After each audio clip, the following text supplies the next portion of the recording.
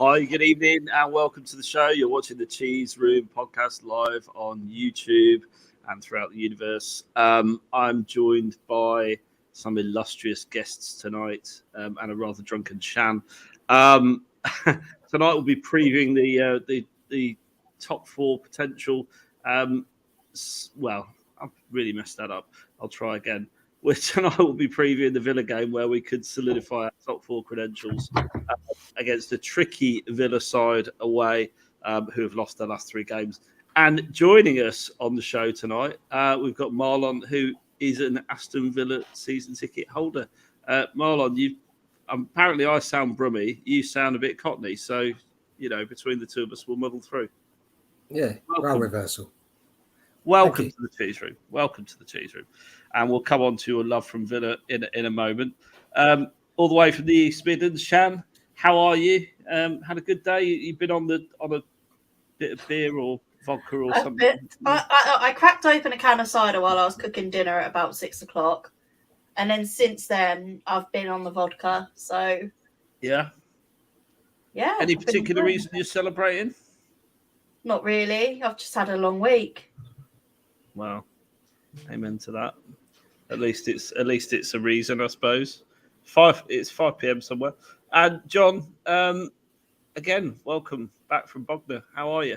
I'm all right. Yeah, good. Glad that I've got a couple of weeks now with Easter holidays, no nights to work. So I'll hopefully get a bit more sleep. And great to welcome another mate of mine, Marlon, onto the show so he can tell us about Villa and how they will probably beat us because we're Spurs and we like to cock things up, don't we? Dr. Tottenham, we'll see you now. Yeah. Marlon, you commute to Villa every home game, right? I do, yeah, season ticket holder. And you live near John, is that right? Bognor Regis, yeah. 175 miles to Villa Park. Crikey, how long does that take you then? 3 hours. I tell you what, that is some serious commitment right there. Serious. To be fair, I mean, me and my little boy, we always stay over the night in a hotel and then drive back the next day because it would take you about 6 hours to get home trying to get away from the stadium. Yeah. And how did you get? You mentioned your little boy. How did you get into supporting Villa? I should say. And myself. Well, my dad's from originally up there. He moved down to Bognor in the early 70s, a couple of years before I was born, and so I've always supported the Villa because of him. Yeah, through thick and thin, and now you've dragged your son into it as well, right? Yeah, he didn't have a choice. Rite of passage. Well. Before we go any further with the show, we've got to say best wishes to Tottenham legend Ozzy Ardiles, who is recovering from surgery that he's had this week. Seems to be a lot of legends having surgery at the moment. So best supporting Spurs, that's why. All heart, yeah. Heart surgery. He's an absolute legend and a gentleman, Ozzy Ardiles. So absolute best wishes to him. Villa Spurs, 5:30 p.m. Should just be home from work in time for that one tomorrow night, live on Sky Sports. Let's go straight into it. Team news: Sessegnon and Reguilon are both back in training. So, are we assuming then, Shan, that the Irish Cafu will revert to right wing back? Yeah, another goal and an assist will do lovely. He's my MVP in my fantasy team at the moment. I knew putting him in would be a masterstroke. I'm cleaning up in my work fantasy league at the minute. So really? Yeah, it's all because of the Irish Cafu. So yeah, no, I think we'll see Doherty back on the right, and I think Reguilon will come in on the left, just because Sess has been injured for that bit longer, and may not be quite as match fit as Reguilon. I think we'll see Sess. I think whichever one starts, the other one will come on sort of at 60, 70 minutes. Yeah. But yeah, no, looking forward to it. We're in a good vein of form and hopefully it will continue. Well, talking of good vein of form, we've got 50 people watching the show already. Please make sure you hit the like button as you join. It really helps us out. Costs you nothing, takes up a second of your time. Let's look at how Villa will line up. Marlon, have you got any team news for us from the Midlands? Do you know what? It's normally so easy to answer that question. Right now, I mean, injury-wise, we're pretty clear. Marvellous McCamber's just come back. He's played 60 minutes in midweek for the under-23s. So I expect him to start on the bench. Tyrone Mings and Emi Buendia both took a bit of a knock against Wolves last week, but Mings returned to training yesterday and Buendia returned to training today. Buendia will start on the bench. Mings could possibly start the game. He's trained twice now. But it's selecting the 11 is not as straightforward as normal now. I think the only ones that are guaranteed to start is Martinez in goal, Luca Dean and Matty Cash as the wing-backs, Jacob Ramsey because he's on fire, Coutinho because he's Coutinho. And honestly, I think they're the only ones that are dead certs to start. Even McGinn could take a seat on the bench at some point now, because I think Gerrard wants to have a look at what we've got and give him a chance. Otherwise, he's having a big clear out in the summer, and he can't really do that without seeing what everyone's going to bring to the table. So I can see him making a few surprise changes this week. I mean, I'd be interested to see. I mean, I don't know how you've lined up. I'll confess my ignorance. I think you had 3 defeats on the bounce, but do you expect changes from the team you fielded last time out? Yeah, I mean, it's an awkward one. We've the 3 on the bounce we've lost are West Ham, Arsenal and Wolves, and we've played poorly, or at least poorly for 45 minutes. We can't seem to put 2 halves together, but we still only lost each game by a goal. And the teams we played against have been solid. So, when you're playing badly and only losing by a goal, it shows potential. But I don't know. I can't see us getting a lot tomorrow. I'll take a draw right away. We've got 8 games left, and I can see we've got 4 winnable ones and 4 losable ones. And obviously, Ings and Watkins. Watkins is getting in the side ahead of Ings on the England front. Do you think that's justified by Gareth Southgate? I say it's difficult to justify anything Southgate does, isn't it? Yeah, that is true. That is. Let's not start me off on Gareth Southgate. Jesus, you know what I mean? Yeah, I don't know where to go with him. You could pick either one of them for me, same as what Gerrard's doing. I don't think either one of them is particularly setting the world alight this season. No. I mean, I wouldn't be surprised if we play them both tomorrow. Yeah. We are keeping an eye on this as well as Adrian's put. It is still Newcastle 0, Wolves 0, and we'll keep you got it on the projector in here, and I will keep you informed with the score. Well, the ref is 53-year-old Graham Scott, whose last Spurs game was the 1-0 defeat at Burnley, and last Villa game was the 1-1 draw at Chelsea in September, John. Excited to have Mr. Scott looking after us on the... No, not really. There's not many good refs around at the moment, but 53, I mean, I guess you can be fit at 53, but I'm not convinced he is particularly fit. Well, you're about 53, aren't you? You just look about 33. Yeah, I'm not quite that old. Marlon's closer than I am, fortunately. But yeah, he's not the greatest of ref, but there aren't many around, are there? I think this Australian guy, Jared Garrett, is it? The guy that's come over, he's doing the VAR for the game. I think he could be a good ref, seeing the stuff he's done in Australia. But okay, hopefully he'll play well enough, it won't matter. Well, Marlon, sticking with you and picking your brains about Villa. So there's some parallels between Grealish and how he left Villa and Bale, how he left Spurs, and a similar transfer fee. We bought in the Magnificent Seven. Are you happy with how Villa have spent the Jack Grealish money? Yeah, it's difficult to say if we've spent it or not, because we went into that summer transfer window with £100 million in the kitty, and we had intentions of spending that and bringing players in. Dean Smith did. Then the Grealish thing happened. He hadn't planned for that, Dean Smith. He was already looking at bringing in Emi Buendia. I don't know about Danny Ings because that just flew under the radar for everyone. But he brought in Bailey and Buendia, which is 65 million combined. And so then all of a sudden we've sold Grealish and we're actually 2.5 million up in that window when we started with 100 million to spend. So it's hard to say what we spend it on. If we go and sign Coutinho at the end of the season, I'll be happy because on this season's form, that's an upgrade. And John, in terms of the Spurs team lineup, how do you think we're going to look? I mean, Skip's still out. He's the one that's got a bothersome injury and is probably quite a big miss. I mean, I think he was our best player first half of the season, if I'm honest. But that was a very low bar, though, wasn't it? Yes, you're right. Well, fair. No, even under the early days of Conte, I'd say he was very impressive controlling games. Yeah. But yeah, bad news. He's still out. And what do you believe will be our starting 11? Pretty predictable these days, aren't we? Emerson out, and I think it would sound from what he was saying about Sessegnon. I think he's going to take it easy with Sessegnon. I think Reguilón will come in at left wing back. I think he's probably seeing Sessegnon as his first choice now. That's the impression I've got before he got injured. But I think he's going to ease him. Watching the press conference, he's going to ease him back into the team. So Reguilón will come in. The Irish Cafu, Doherty will go back to right back, right wing back, and Emerson will drop out. Otherwise, it'll be the same 11. Team picks itself pretty much at the moment, doesn't it? Højbjerg has been better. I'm still not convinced about him long term. I think he'll need to be a squad player. I think we can definitely upgrade his position. I would point out, Dave, though, that a lot of people said the same thing about Steven Gerrard when he was a youngster at Liverpool. He was constantly injured, and he didn't have a bad career, did he? Yeah. Until he slipped. Sorry. Did win the Champions League.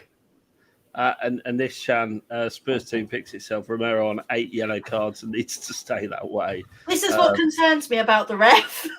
Yeah. No, to be fair, Romero stayed clear. Is it? He hasn't had a yellow card in 3 games. Yeah. That's some sort of record, which means there's probably one coming on Saturday. I hope not. He seems to be playing. He's still solid, but just with a bit more composure. To be honest, you can thank me. I'm the reason why that's happened because I keep betting.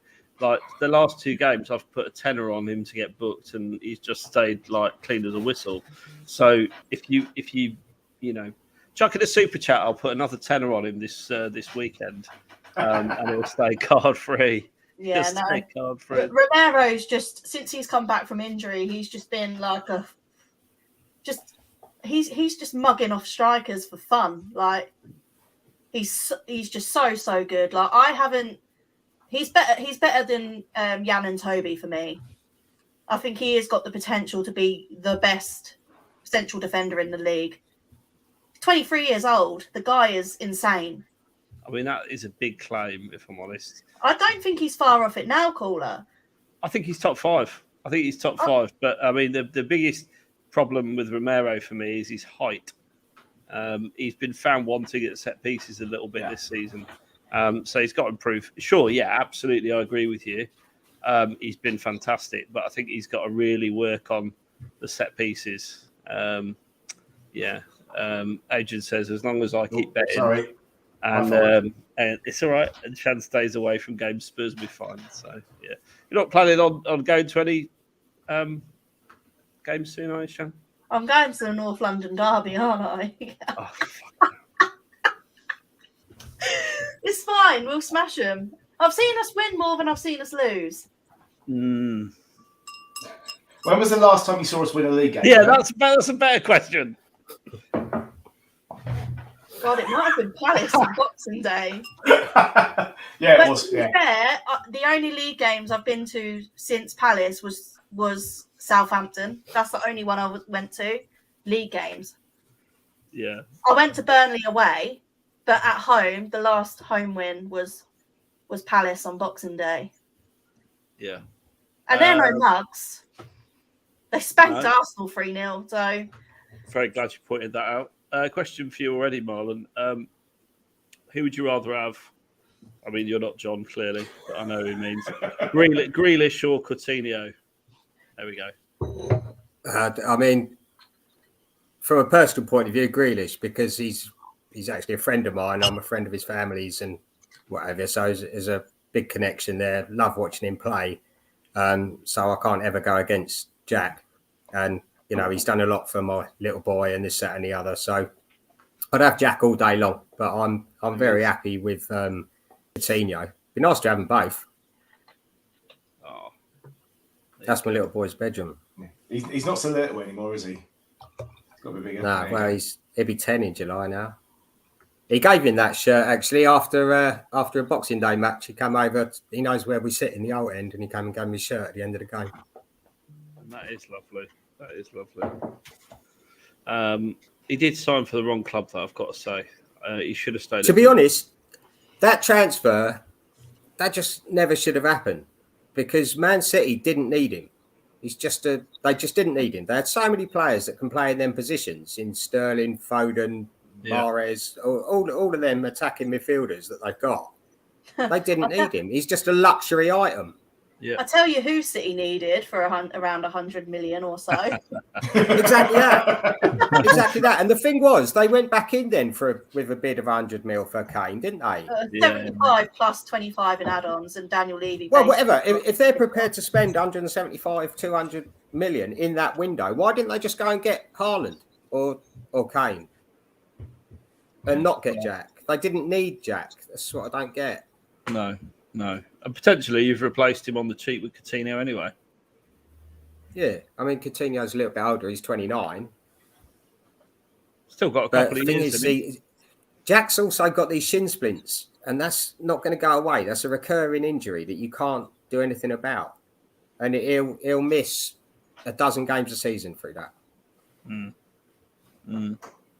It's certainly an interesting one. A fantastic player. I love him. Yeah, I mean, I'd love him at Spurs. I'll be honest. I'd love him. I think he'd be a better fit at Spurs. Yeah, and I just think any team apart from Man City, he should be in. Yeah. You know, there's a place for him in any team, but in Man City, he's just a luxury item. Yeah. They don't need him. Yeah, totally agree. Thoughts on Gerrard so far, Marlon? I mean, he's had a mixed. Love him. I know we flicked up the form before, John. Could we bring it back up? Yeah. It's been one of them. When he first came in, we won a few on the bounce, we lost a few on the bounce, and then that's happened again. Yeah. He needs to put his own stamp on it. He's had one sort of January window, which is never easy to do business in, but he did really well. Yeah. He can pull in big names, which we haven't had that for a long time. Plus, with the backing from the owners, we haven't had that combination for God knows how long. Yeah. But I think the summer window is going to be very busy at Villa. And it'd be nice to see how he lines up next season. But I'm well happy with him. I think Villa's owners have certainly, I don't know who the owners are. I think it's Chinese people, isn't it? No, we've got Egyptian and American. Egyptian and American. I must be getting confused with maybe Wolves. But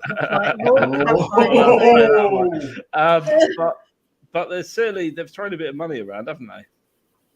Yeah. Good. Happy with. They're pretty much putting 100 million every window. Yeah, which is something Spurs fans would like to see, but have yet to. Was it the right call to sack Dean Smith, do you think? No, to be honest, I thought he deserved more time. I was absolutely gutted when he left. I drink with his brother at most games, so again, it's another one that I'm quite close to. But I just think he'd earned the right to be given a bit longer. But then again, as I say, he's gone, and then Gerrard's come in and signed Coutinho. So, you know what I mean? Yeah, it's an interesting one.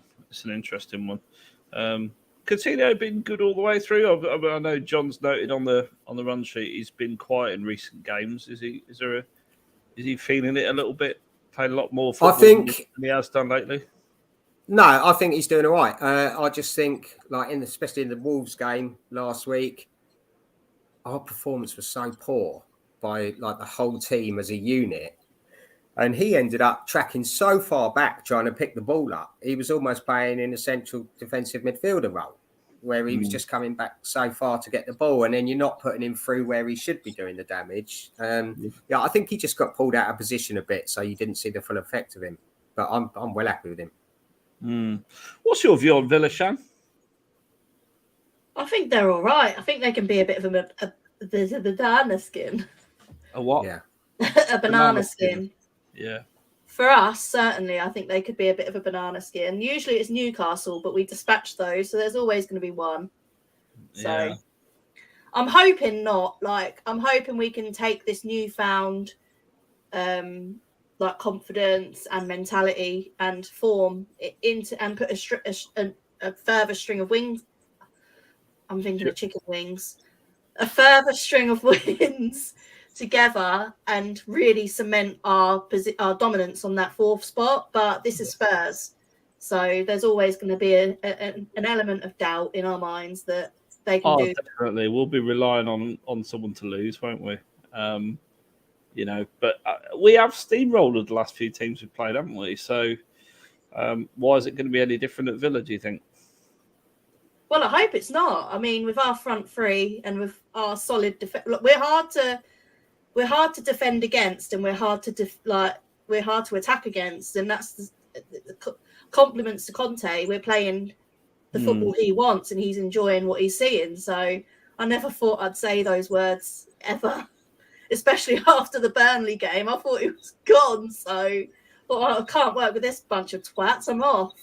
But it seems to have started to all come together, and at the best time. We're in the business end now. So well, exactly. I think that Adrian's put the nail on the head here. Spurs are Premier League top scorers since the beginning of the year. Son, Kane, and Kulusevski have been involved in 27 goals, assists, which is huge, isn't it? We're the top. Yeah, we are the top scorers, aren't we? By quite a distance as well, I think. Marlon, who do you worry about? Is that the Conte effect? Defo, yeah. 100%. Did you see us under Nuno? Yeah. Definitely the Conte effect. Who do you fear? I suppose, Marlon. Is there anyone that worries you in that Spurs lineup? Yeah, where'd you start? For me, it's always whenever. I mean, I don't think I've missed, obviously, apart from COVID, I haven't missed a Villa Spurs game since we returned to the Premier League. And for me, it's always Lucas Moura is the one that comes on, and he does so much off the ball, so much running. And he always catches my eye when we play against you lot. And he causes us all sorts of problems. So even though he's not the one putting the ball in the net, he's the one that does my head in. Yeah. Well, he won't be playing. He definitely won't. No, he won't. Well, hopefully he won't. But... He'll come on with the last 10 minutes to go as a sub. Like, he won't start. That's his role now. Have you seen much of Kulusevski, Marlon? No. Good job, caller. You will. You've said it right. Well done. Jack still can't say it. I always say it right. What are you about? Jack still can't say it. Kulusevski. Jack says Kulusevski. Kulusevski. But yeah, he's been fantastic for us, Marlon. I've got to say since he joined. Oh yeah, that's a pen. Definite pen. Newcastle got given a pen away, haven't they? That's good news. No, Wolves. Wolves are giving the pen away. Sorry. Yeah. Eddie Howe celebrating before the ball's got in the net, so hopefully they'll miss this. No, we need them to score it, caller. Why? Wolves won't catch us. Wolves are nowhere. No, they're nowhere near. They're nowhere near. They won't catch us. Marlon, what's your thoughts on Newcastle? Just out of interest, while we're talking money laundering, they've got more money than God. I don't understand how they're going to do this and stick to FFP guidelines. It don't matter if you've got that much money. Look at Man City; they just pay lawyers. Well, they brought some new rules in, haven't they? UEFA announced yesterday there's new rules, but I think the trouble is because Mike Ashley was so tight with his money, even more tight than Daniel Levy, they've got a lot of money they can spend. Oh, you're it. Marlon's earbuds are gone. He's going to be back in a minute. Yeah, they've got money to spend, haven't they? I mean, here's the current. I've got to say, right. The penalty for Newcastle. Yeah. So the guy's clean through. The keeper's taken him out by the legs. He's sort of gone down, tried to tackle him with his legs, and completely nowhere near the ball. The fake outrage of the keeper when the penalty is awarded is worth it is worth looking at. I mean, it's just like honest to God. Yeah. Chris Wood lining up. Chris Wood steps up for take the penalty. Oh, here he goes. Yeah, second goal season potentially. Goal. Yeah, to the left. Beautiful penalty. No chance. That's his second goal for Newcastle, I think. In 12 games it'll be, won't it? Yeah. Yeah, I mean, he's hardly prolific, but it's Chris Wood. Not Harry Kane. It's Chris Wood. And they did pay 20 million for him? 25. Wow. They should have bought Weghorst, shouldn't they? They should have bought Weghorst. I mean, they need to thank Jose Sarr for that Wolves, because that was just terrible. I've never seen a man as like in the flesh as big as Wout Weghorst. That guy is a unit. Weghorst, yeah, he is a And unit. Romero, to be fair, that whole game against Burnley did a job on him. Like Weghorst didn't turn up. If we didn't give that stupid set piece away, then I think we'd have been all right. But he got given man of the match by the commentators. he didn't do nothing. I mean, Amanda Stavely looks very excited. She's terrifying. How can you see she can't? She don't have any emotion on her face. She looks like the Joker. She's genuinely terrifying. Yeah, I agree. Jack came up to me earlier and went, "Shan, what is wrong with her face? Why are her eyes like that?" Yeah, she's had a lot of work done, bless her. Paid for by Saudi money, maybe. Here we go. Here's a question for Marlon. Do you feel that Villa have nothing to play for now? Good one. Yeah, that's an interesting one. I mean, we're not going to get into Europe now. We're not going to get relegated now. We've got 8 games. 4 of them are winnable, which is Burnley twice, Palace and Norwich. And 4 of them are very losable, which is you guys. Who else we've got? Liverpool, Man City and Leicester.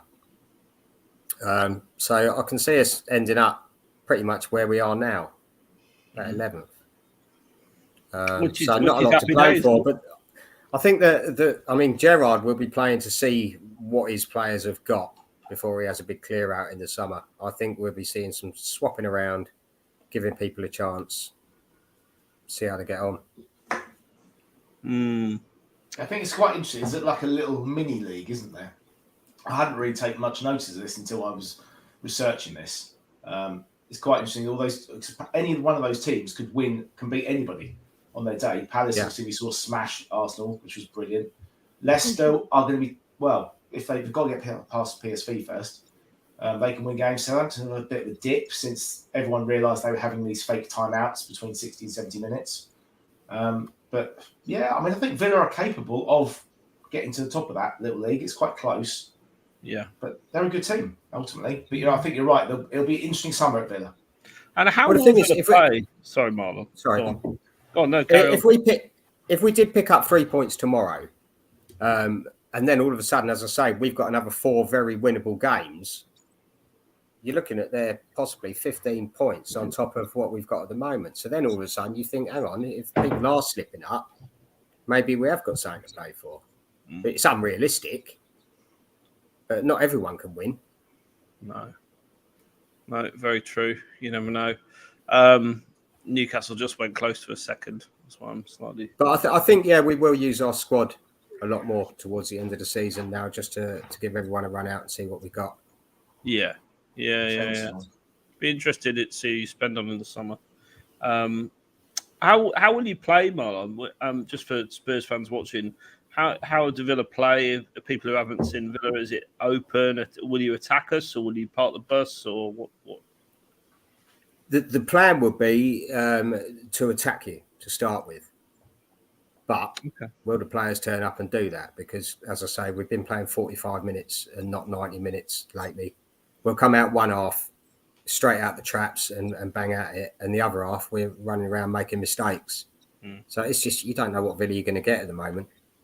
We actually love it when teams do attack us. That's the worst way to play Spurs, actually. So hopefully you will come on to us and give us opportunity to counter. Do you play like high press or anything, Marlon? No, we spend 89 minutes of the game passing the ball around our own penalty area. And then occasionally we'll nip it out to Ramsey or Coutinho or someone and try and cut through. It just, I don't know. The game dictates the way we play rather than the other way around. It's very frustrating. Dave Harris, he's not really Liam Gallagher. Birmingham, all day long. But Birmingham, okay. So in that order, so out of the 3, how do you rank the hatred? West Brom should be in there. It'd be Birmingham, then West Brom, Leicester. I don't care about. Wolves. I've never really had anything against Wolves. There seems to be a bit more of a rivalry brewing up between us two the past couple of years. I don't really know where that's come from. But there never used to be much animosity between us. I see a lot of banter on Facebook now. Yeah, West Brom, Birmingham. Well, I mean, to be honest, Birmingham are nowhere near, are they? Coventry. Birmingham are scumbags. They're all sandwiches. They're all in bread. I mean, that's a big claim. Sandwiches. Yeah, in bread. Oh, okay, yeah, like it. Yeah. One would say that about Norwich and Ipswich, but I've never heard it about Birmingham before. You leave Franco out of this. He's from that part of the country. Yeah. Here's a question for you. Tyrone Mings, he's in the England squad somehow. Eric Dyer isn't. Shan, I'm going to come to you first on this. Should Dyer be ahead of Mings in the pecking order? And then I'm coming straight to you, Marlon, for a rebuttal. Yes. Okay, you are going to have to say a little bit more there. Eric Dyer has been consistently our best player this season. He hasn't done much wrong. You've only got to look at the stats with or without Dyer to see how much of a difference he makes to our back line. And I think it's an absolute disgrace that he wasn't called up to the England squad. I know it's just for a couple of friendlies, and it's better for us if he's training with Conte. But I just think it was disrespectful, and it was a disgrace for Southgate to not call Dyer up. I think he deserves it based on his performances. I really do. Okay. Marlon? Well, I wouldn't have Maguire in there for a start. I think he's just totally overrated. Well, in fact, he's not even overrated, is he? Because everybody thinks he's crap. Yeah. I understand Maguire, though, because he's good for England. But Ben White, Mings, Connor Cody even, like Eric Dyer is better than all three of them. Got into an argument at work today about Ben White because one of the Ben goons, Shy. one of the goons that works for me was telling me how great he is, and he's in the England team, and then he started going on dissing Dyer, like Don't massively laying into Dyer, saying how crap he was. Called me caller. I'd have driven to the other side of the Midlands, and I would have said, "Diss Dyer," and there's trouble. No one disses Dyer. No one. I think the thing is, Mings is the only left-sided centre-back we have, and he's fairly decent there. He did a good job in the first couple of group games. Maguire obviously is he? He's left-footed, yes. Yeah. Maguire tends to play the left side of the three, even though he's right-footed. So it's basically about that between him. Dyer would be taking Cody's place. Cody's done nothing wrong, so I can sort of see why he's there. But I think it was unfair that, Dyer hasn't got his place back. I think he has played very well. And I wouldn't be surprised if he gets back in the summer, in the little... Cody is a better centre-back than... Dyer's a much better centre-back than Cody. I'll say that. Yeah. Cody's a midfielder. You could say the same about Dyer, couldn't you, I guess, in a way. But ultimately, Southgate is loyal to his players, but I think sometimes, especially if it was a friendly, it would have been a good time to bring him back into the fold. Ben White's issue is similar to Romero in that I think he's only 6 foot. So he got, was it the first game we played? He got beaten in the air, didn't he? The ball went over his head. Yeah. So, I'd question that, to be honest. You'd question that? Why? Yeah. Maybe we should turn Lucas Moura into a centre-back. He's good in the air. He is good in the air. In there at corners. Well, a lot of people have been saying he should maybe be a right wing back. No, he's not getting in there over the Irish Carfu. Behave. When I say a lot of people, I mean HG. What, ahead of Emerson? Yeah, why not? No one rates Emerson anyway, do they? This is an amazing question. This goes back a few years, Marlon. Venglosh or O'Leary? Bloody hell. O'Leary's probably my least favourite out of the two because he's just such a flannel. He's just so... he'd just sit there like that in the dugout. Like it's like there was only one rain cloud and it was on him. And he was just sat there like that, really fed up, not up shouting at the players, motivating the players. There was just nothing in him. You just wanted to go and slap him. It's a bit like Shan's hatred for Nuno. Oh, mate. Don't. Honestly, that 3-0 loss to United nearly sent me over the edge. I made signs and everything for the stream on the Sunday, and then I was like, I'm not going back to a game. It was hilarious, actually. I'm not going to a game as long as that idiot is in charge of this football club. And then he was sacked, and then I was at the lane on the Thursday for Vitesse. Yeah, it was quite easy. Yeah, you went from not go. It was the fastest turnaround I've ever seen. Even faster than Harry Winks twisting 180 in midfield and then going at absolutely nowhere. Do you have a view on Harry Winks, Marlon, while I'm here? Would you like him at Villa? No, not really. He's one of them. He doesn't really. He's just one of them, isn't he? Just like he's one of your squad players type. He's not one that sets anything on fire. Unless it's Real Madrid. Let's just. He only sets my temper on fire normally, to be honest. Yeah, but Mings is like that for me. I mean, he's a big game player. When you're playing against Liverpool or Man City or whoever, Mings, he'll just put in such a solid performance. And you think, yes, brilliant. That's why we've got him. And then you'll go to Norwich and he'll do 3 back passes that lead to goals. You know what I mean? He seems, I don't know. He just gets so complacent against lesser teams. It's really frustrating. So do you think that Dyer should have been in the England squad ahead of Mings, Marlon? I'd probably have them both in and get rid of Maguire. I mean, to be honest, Stones is really the only proper decent centre-back the England squad's got. And he's a bit iffy sometimes, to be fair. Yeah, but he's the only one that I'd put straight on the team sheet, and then I'd be arguing over that other spot, a bit like what we're doing now. Yeah. Emerson and Winks for Matty Cash. No chance. He was our player of the month last month. Do you think Coutinho will actually sign for you in the season? Yeah. Do you not think like someone else might come in, having seen how he's played? Don't think so. He's just done all that, hasn't he? I mean, he's been to Real Madrid. He's been to Bayern Munich and all that. You know, where else is he going to go that's bigger than that? Barcelona and then Bayern Munich.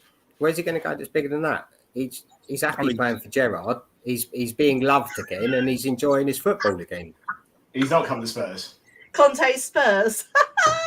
We're getting Dybala, have you not seen? Said he wanted to work with a world-class manager, Conte. Nah, I think he'll join us.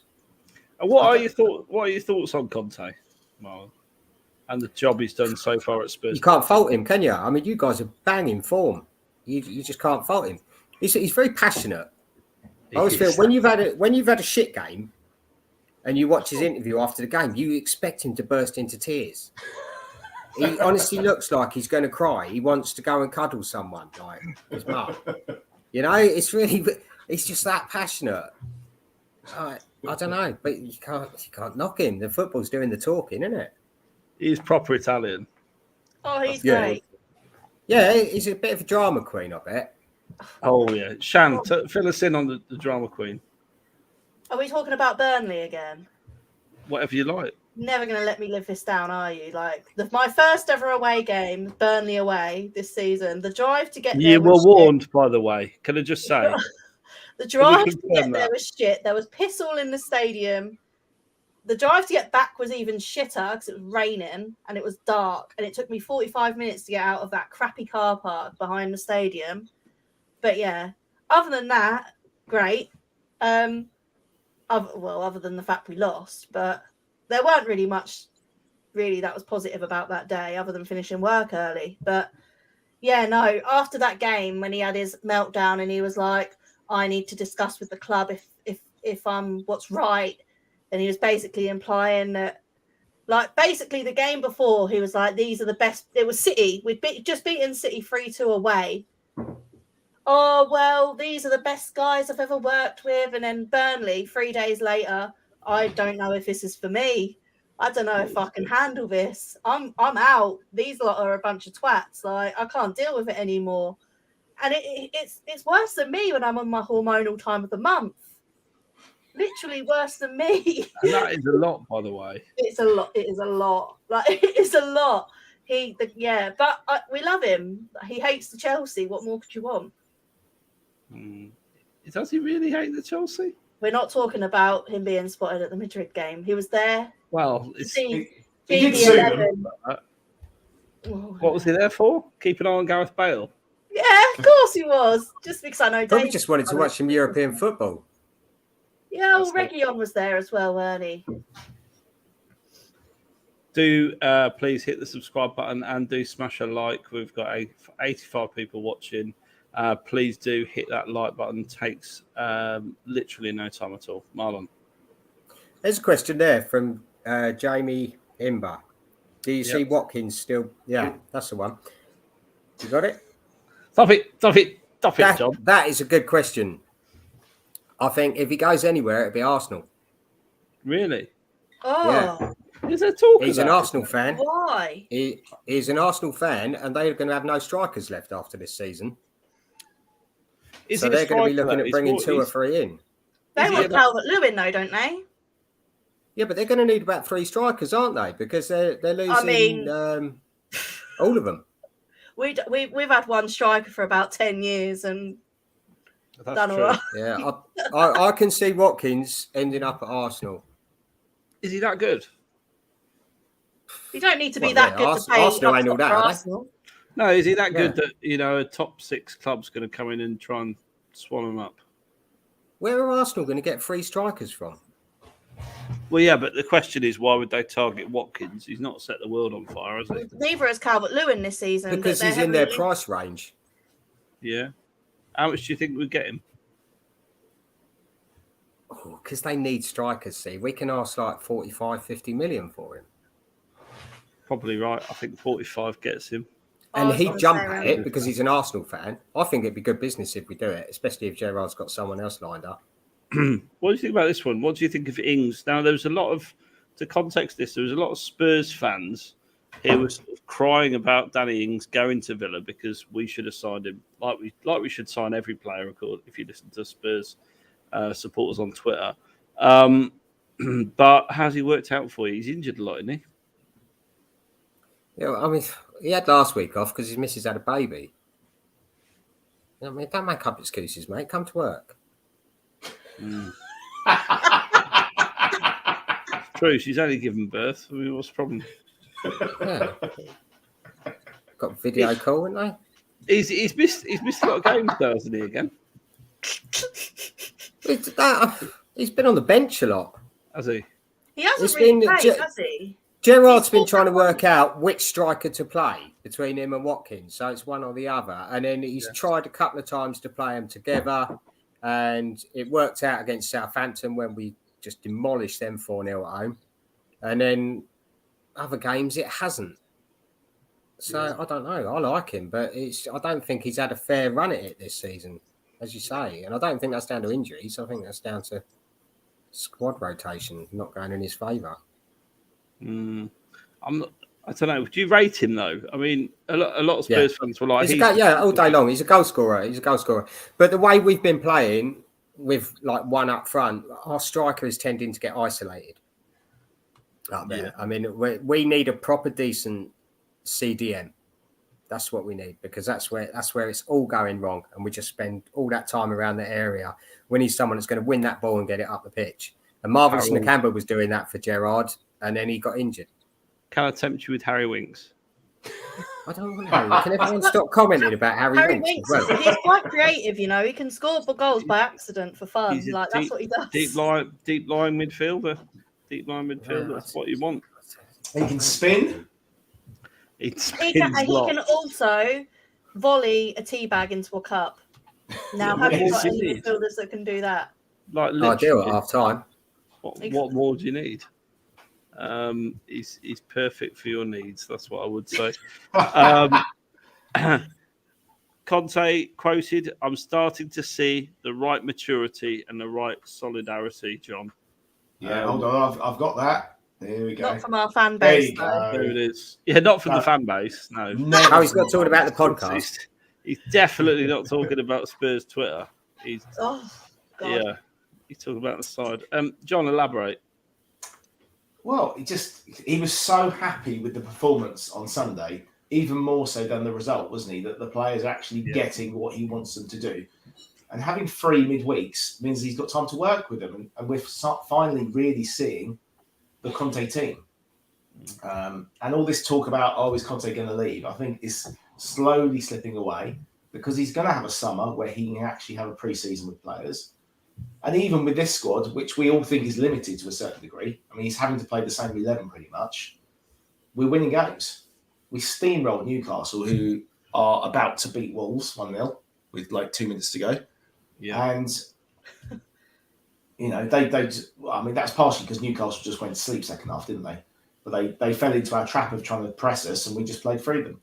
But, if we can get those 3, 4, 5 players, however we need, including, as I was very clearly told to me on Twitter because I got tagged in a post that one of them needs to be called.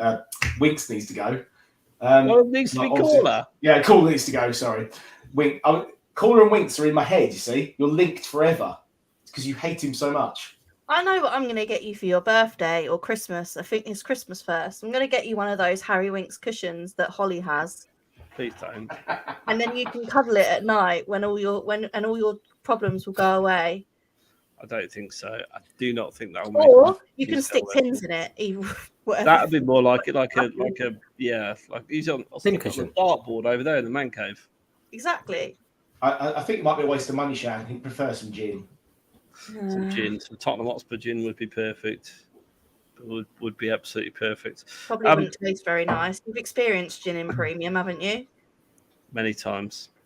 Do we all remember Leeds away? I think it was a 5. What did we win? 5-1, 4-0. 4-0. It was a big win. Could have been more if I remember rightly. A lot more. It could have been 10-6. They had loads of chances, so did we. Prior to that wasn't long ago, right? How many games ago was that? Like 6 apparently. Okay, 6 games ago. We had a -2 goal difference. Now, Marlon, if anything should scare you, it's this. We had a -2 goal difference 6 games ago. We've now got a +15 goal difference, a 17 goal swing in 6 games. Harry Kane doesn't scare me. That doesn't scare me as much as the thought of signing Harry Winks. Yeah, absolutely. Quite rightly so too. Yeah, to be honest, I don't know who our centre-back pairing are going to be tomorrow. It's going to be, like I say, Mings took a knock the other day, so he's trained yesterday and trained today. Konsa made a slip that led to a goal against Wolves. And we've got Callum Chambers, who's only played a couple of times since he signed in for Arsenal. But he's done really well when he's played. He's been really good for us when he's played. And he scored a cracking goal. So I think it's going to be some 2 of them 3. Harry Kane during that time. 10 games. Oh, no. This is against Villa. Sorry, I didn't. Oh, against Villa. This is against Villa. That's not bad. That's still pretty scary. 10 games, 7 goals, 2 assists. Yeah, he might round that up tomorrow. What's Sonny's stats? Wasn't that good actually? I was surprised. That's why I didn't put it in the run sheet. It was only like 4 goals or something in. I remember particularly only 4. That's probably more than we've scored against you in them games. Yeah. Well, I remember that game after Project Restart, wasn't it, where Sonny scored in the very last minute, where it just bounced over everyone's head. At White Lane. At Villa. Because he broke his arm in the first minute and played the entire game and then was out for it. Yeah, it was before COVID, wasn't it? Yeah. That was the nail in our top 4 coffin that season. Because although he won the game single-handedly against Villa, he broke his arm and then was out for a long time. Or Villa broke his arm, I should say, really. Dirty Villa. Switching gears slightly, Alfred Leader. John, you got the slide? Somewhere. There he is. This is an incredible story. This gentleman here, 100 years old, unbelievable. Saw his first Spurs game in 1932 when we were in football second tier. 90 years on, he's still a regular, and has got a season ticket. and up to 8 people in his family go and support with him. That is unbelievable, isn't it? I'd love to ask him what he thinks of Levy after seeing everything that he's seen. I'd love to know what his opinion on Levy and Enoch is. He'd go Levy out, no doubt whatsoever. He'd say Levy out, unbelievable. But yeah, on Sunday, celebrate his 100th birthday, watching Spurs beat Newcastle 5-1. And Gary Mabbott went over and obviously presented with the shirt and gave him a cuddle and all the rest of it. That's unbelievable, isn't it, John? Amazing how anyone can survive that many years watching Tottenham Hotspur. The ups and downs. I mean, he must be so fit. I'm thinking if I make it to 60 and die, I'll have done really well. So I've not lived the most, wholesome life.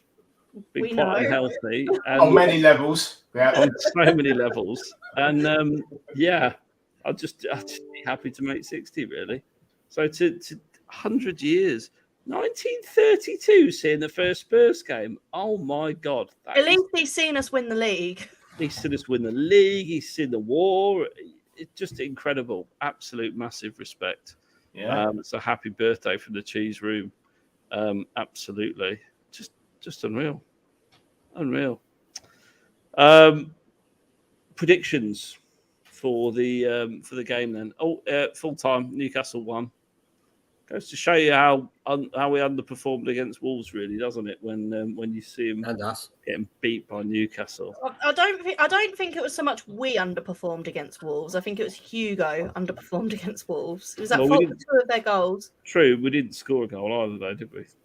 We can, yeah. I mean, we didn't play well in that game, and he had to change the whole formation round, didn't he? And we were on top after they scored, but that's because they were quite happy to sit back.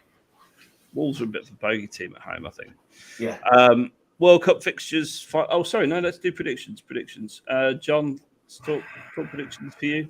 This is the sort of game. When we did our Premier League predictions for the rest of the season, there was 2 games that I had to drop in points. One was Liverpool away, obviously, and I did put this down as a draw. I'm going with a 3-1 win after seeing Sunday, hoping that we do turn up. But it is a potential banana skin, and I could see Villa winning at the same time. But I think 3-1 Spurs. Marlon? I've had 1-1 in my head all day, and that's where I was thinking I was going to put my money. But for some reason, since we've been having this conversation, I've sort of got it more into my head that there's going to be goals. I think we're going to lose 3-2. Put your predictions in, by the way. I'll shout them all out. If you stick your predictions in for the game, let's hear from you watching at home. And while you're typing your predictions in, do hit the like button. That would really be great as well. Shan? I think it'll be 3-1 and their goal will be a set piece. I'm glad you said and their goal will be a set piece, because I was thinking of the 3. 1-3. Yeah, 1-3. I personally think we're going to win. I just think we're in form. Villa are not in form. Lost 3 on the spin, and we're skittling teams at the moment. We need an early goal, or I think there'll be bother. So I'm going to say a Spurs win. I agree with 3-1. Actually, I think we've got a 2-goal margin in us, but I think we'll concede, and it will get a bit hairy. Let's see what people are saying in the chat. So. Adrian's very confident, almost overconfident there, Adrian, 4-1. Adrian usually is confident. Tyler, 2-4. 3-0 Spurs. An Everton fan we have regularly in the chat. Spurs win. That's not quite a score prediction, but it's a prediction nonetheless. 3-4. So a classic that would be. Question for you, Shan. Will Cafu score? He's going to get another goal and an assist. Is he? He's my MVP of my fantasy team at the minute. He scored the most points out of everyone there he is. On my team. Considering my team has Jota, Kane, Son, Doherty outperformed them all in the fantasy league like in the last game week. So, don't you wish your right back was Doherty? Yeah. Kerry's saying 4-1. Tricky saying Spurs 3-1. David. Is Ian Olney going to get the other one as well? Yeah, maybe. Paddy, shout out Paddy, top man. 2-2. Oh, there you go. That's the score prediction 2-0. So it's only one draw and everyone else is predicting a win, Marlon. Yeah, I mean, as you say, current form, we're on a nosedive and you're bang on form. But anything can happen, can't it? I mean, there's been some shocks this season. Depends how it goes. If we come out the blocks and make a game of it, then it'll be a good, fun game, be exciting. But you've only got to have a sending off or something. The whole game's on its head. We do like other teams getting red cards against us under Conte. I think we've had like six teams go down to 10 since we've had Conte in charge. Marlon, who scores the most goals for you? Because most own goals is our third top scorer. Well, Watkins is on 8. No, own goals. Oh, own goals. Is it Mings? Well, Ashley Young got one last week, but hopefully he won't be playing. We don't generally score own goals. Oh. Mings scored a few own goals? No, I don't think so. Is his sloppy back passes that he just basically the goalie is never going to get to the goalie before the striker picks it up? You know what I mean? Is his just sloppy back passes? Fair enough. Oh, here you go. Yeah, underrated. Ian Ormjoy, old school Beanpole Street. He had a good season 8-9, didn't he? I seem to remember. Didn't he play left wing? Played left wing with Olney up front, didn't he? Yeah, we had Ian Olney, yeah. Yeah. I remember that was when Wimbledon were in the top flight. I remember seeing them at Selhurst Park when Wimbledon were ground sharing. Shan has no idea. I have no clue. Yeah, it was a long time ago.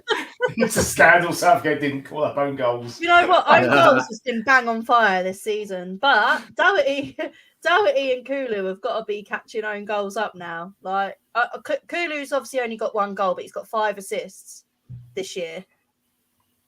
I think you've already covered this, Marlon, but just because they've asked the question, you got any players missing for injury? Injuries? No, we're pretty much fully fit. Marvellous Nakamba's just come back from a long time out with a knee injury. He played 60 minutes in midweek for the under-23s. He'll probably be on the bench tomorrow. Mings and Emi Buendia both took a little knock last weekend, but have both trained today. Emi has only trained today, Buendia, so he'll start on the bench. And Mings has trained yesterday and today. So no proper injuries to worry about. Yeah. So Brendan has gone 4-2 Spurs.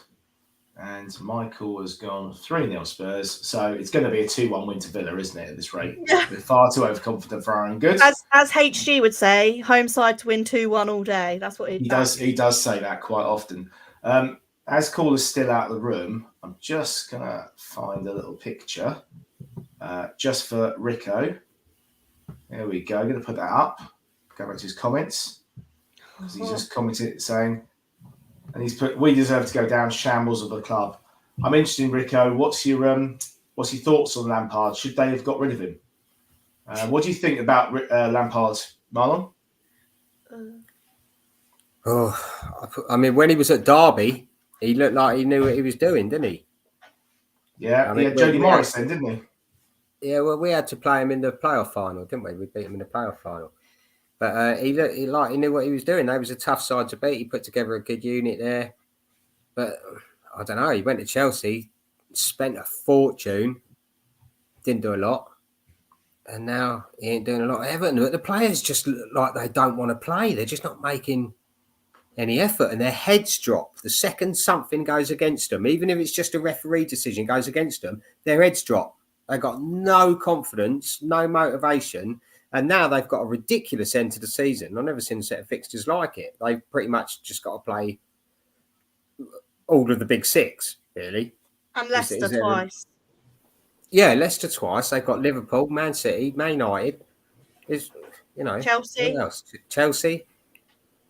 I can't see where Everton are going to get enough points to stay up.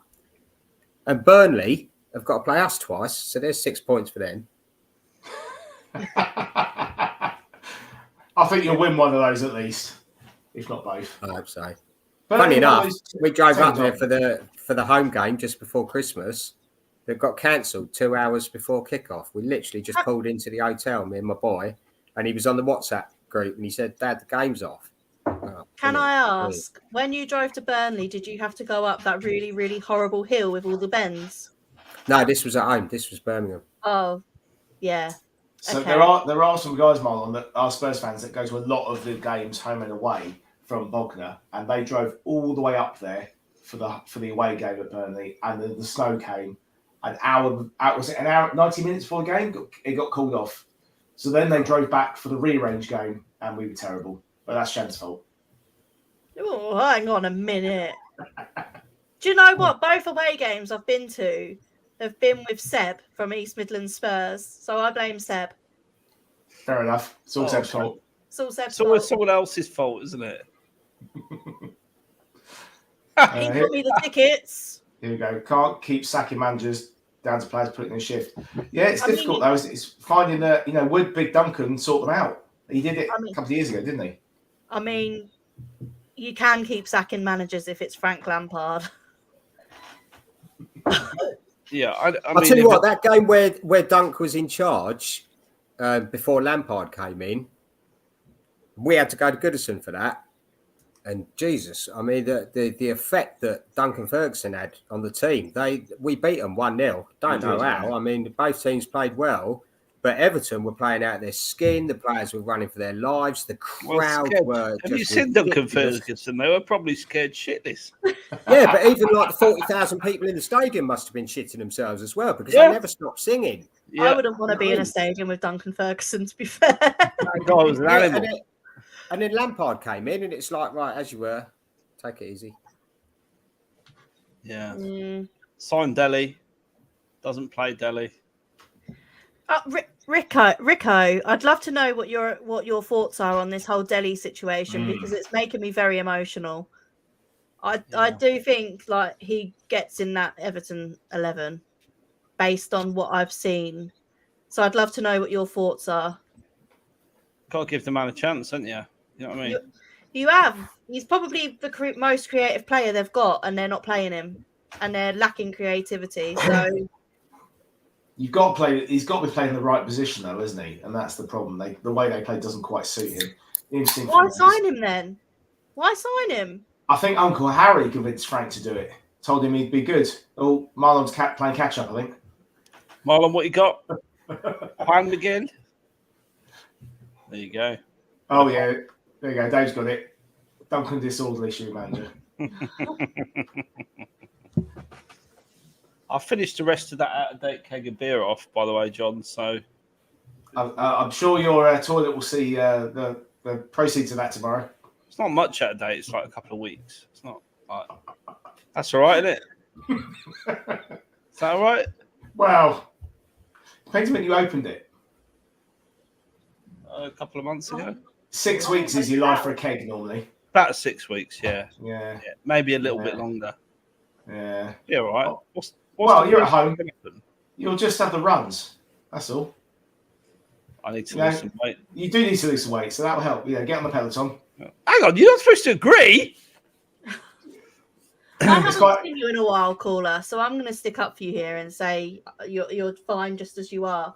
Because right. Jack came in earlier today and handed me a Slimming World leaflet, so I know how you feel. Ouch! Wedding off. Yeah. Oh dear. He even offered to pay. I was like, we can't afford it. We're moving into a house and we've got electricity bills to pay. He's like, I'll pay for it. You've got a wedding dress to fit into. Yeah, thanks, mate.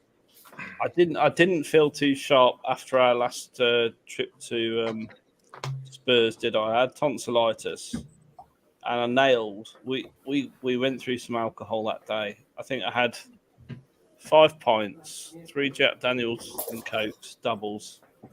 And then we started drinking like more pints afterwards. I think it was the equivalent to about 12 pints.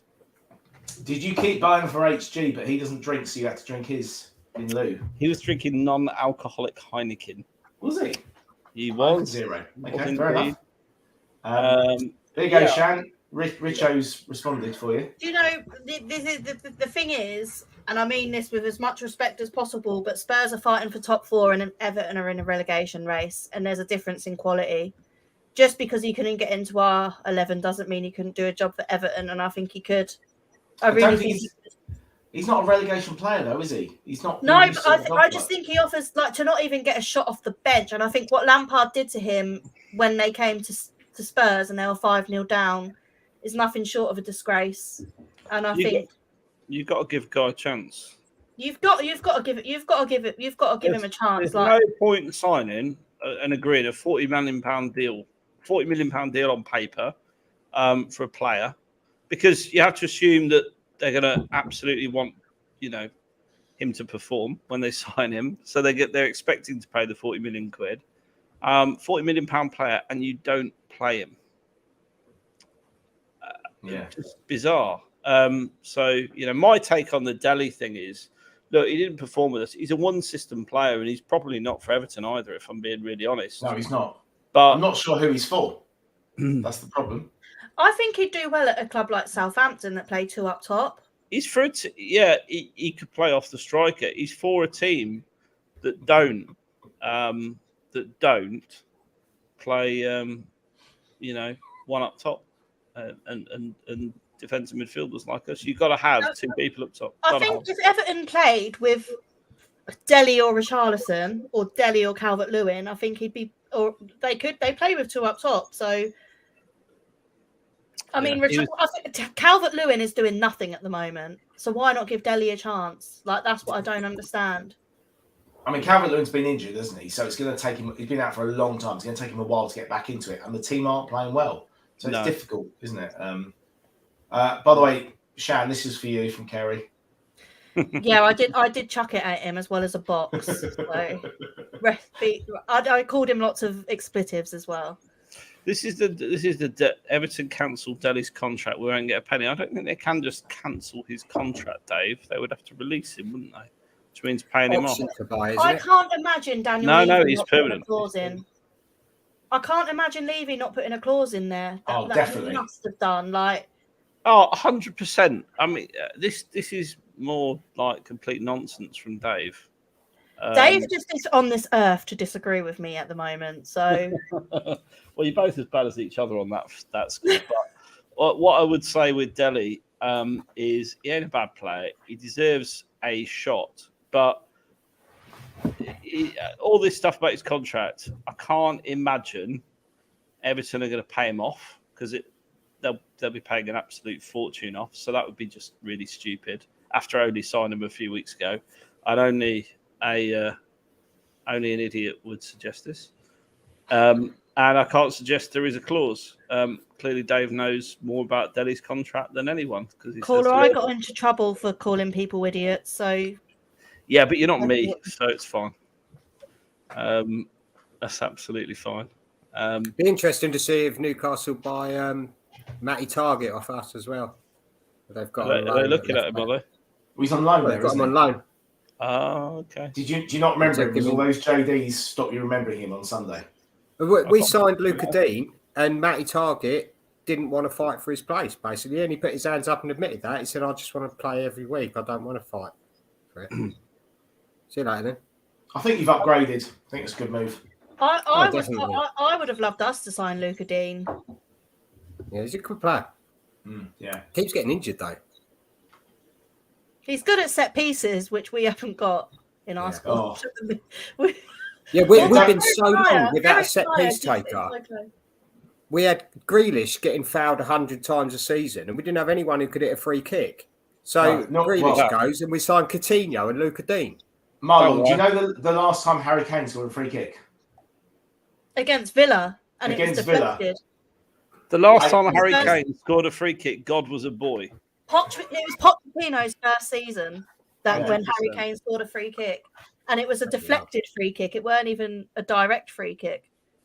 Big shout out, Silent Dove has become a YouTube member.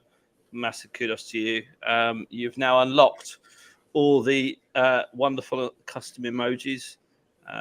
So do have a look at that and check that out if you're not already a channel member. And we have lots of them in the room this evening. Dinya was about Benitez, wasn't it?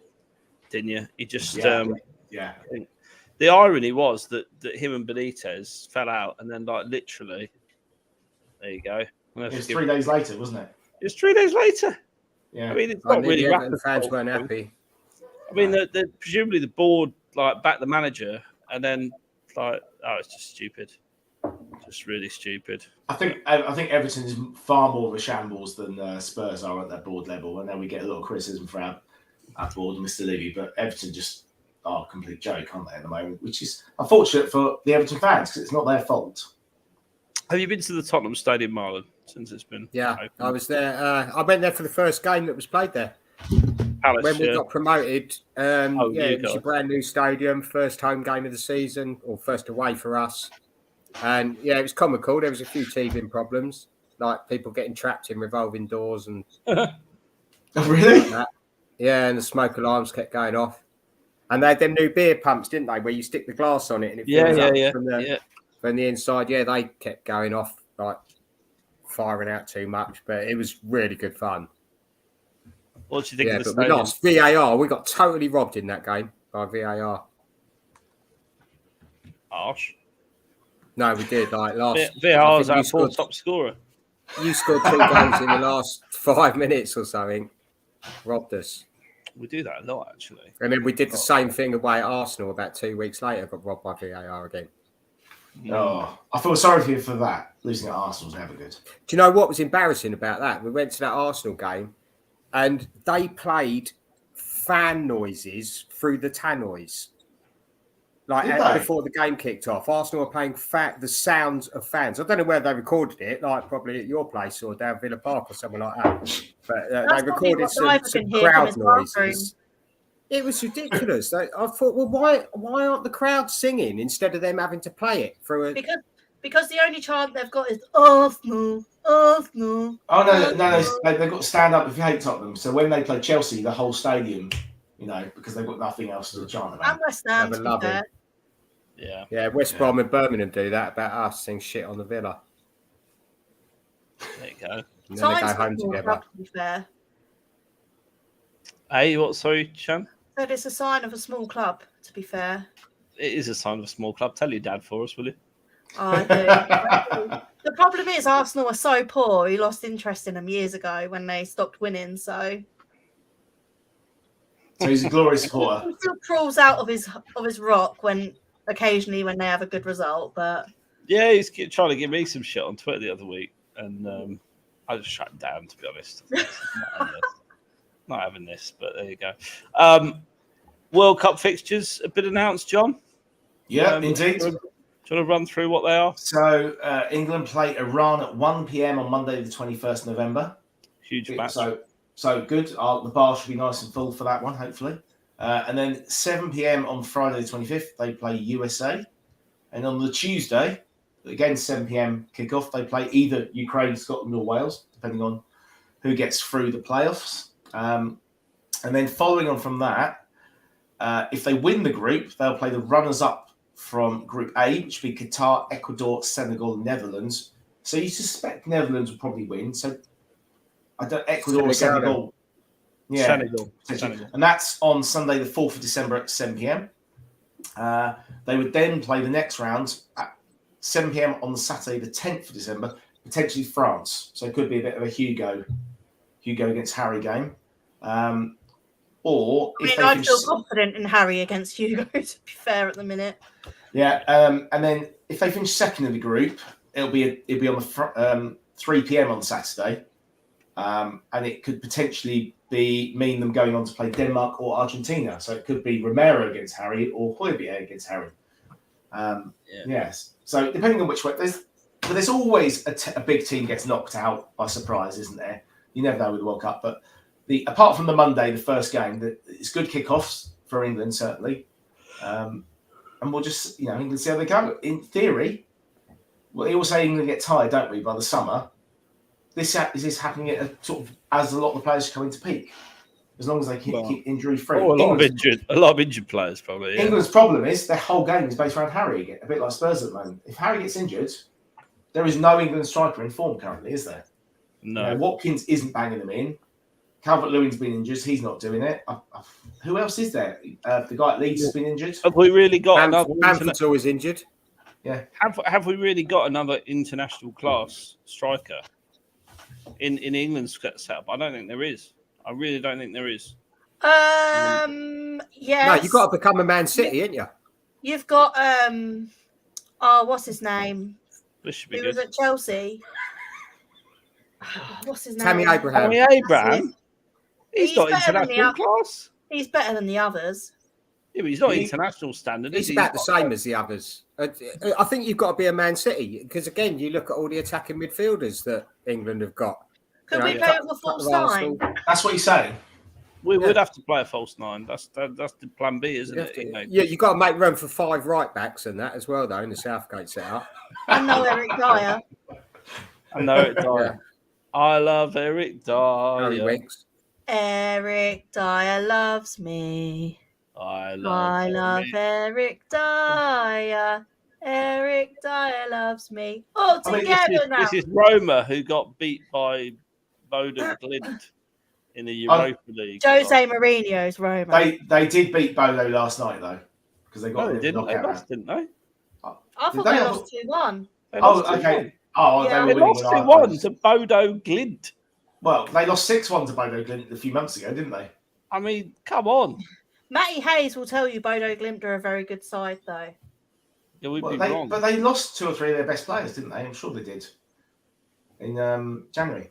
But this is a good point by Adrian. I think I've made this before. The January window will be really interesting because you always get a lot of transfers after big tournaments. And January tends to be a bit quieter. It'd be interesting to see how many players actually hold on this summer and go in January after the World Cup. Obviously, Gareth Bale will be retiring in December after he's been to the World Cup, not before. Davo. What else we got? Don't encourage them. I agree with Paddy, to be honest with you. That's why I always say don't put it in the run sheet, John. But Okay.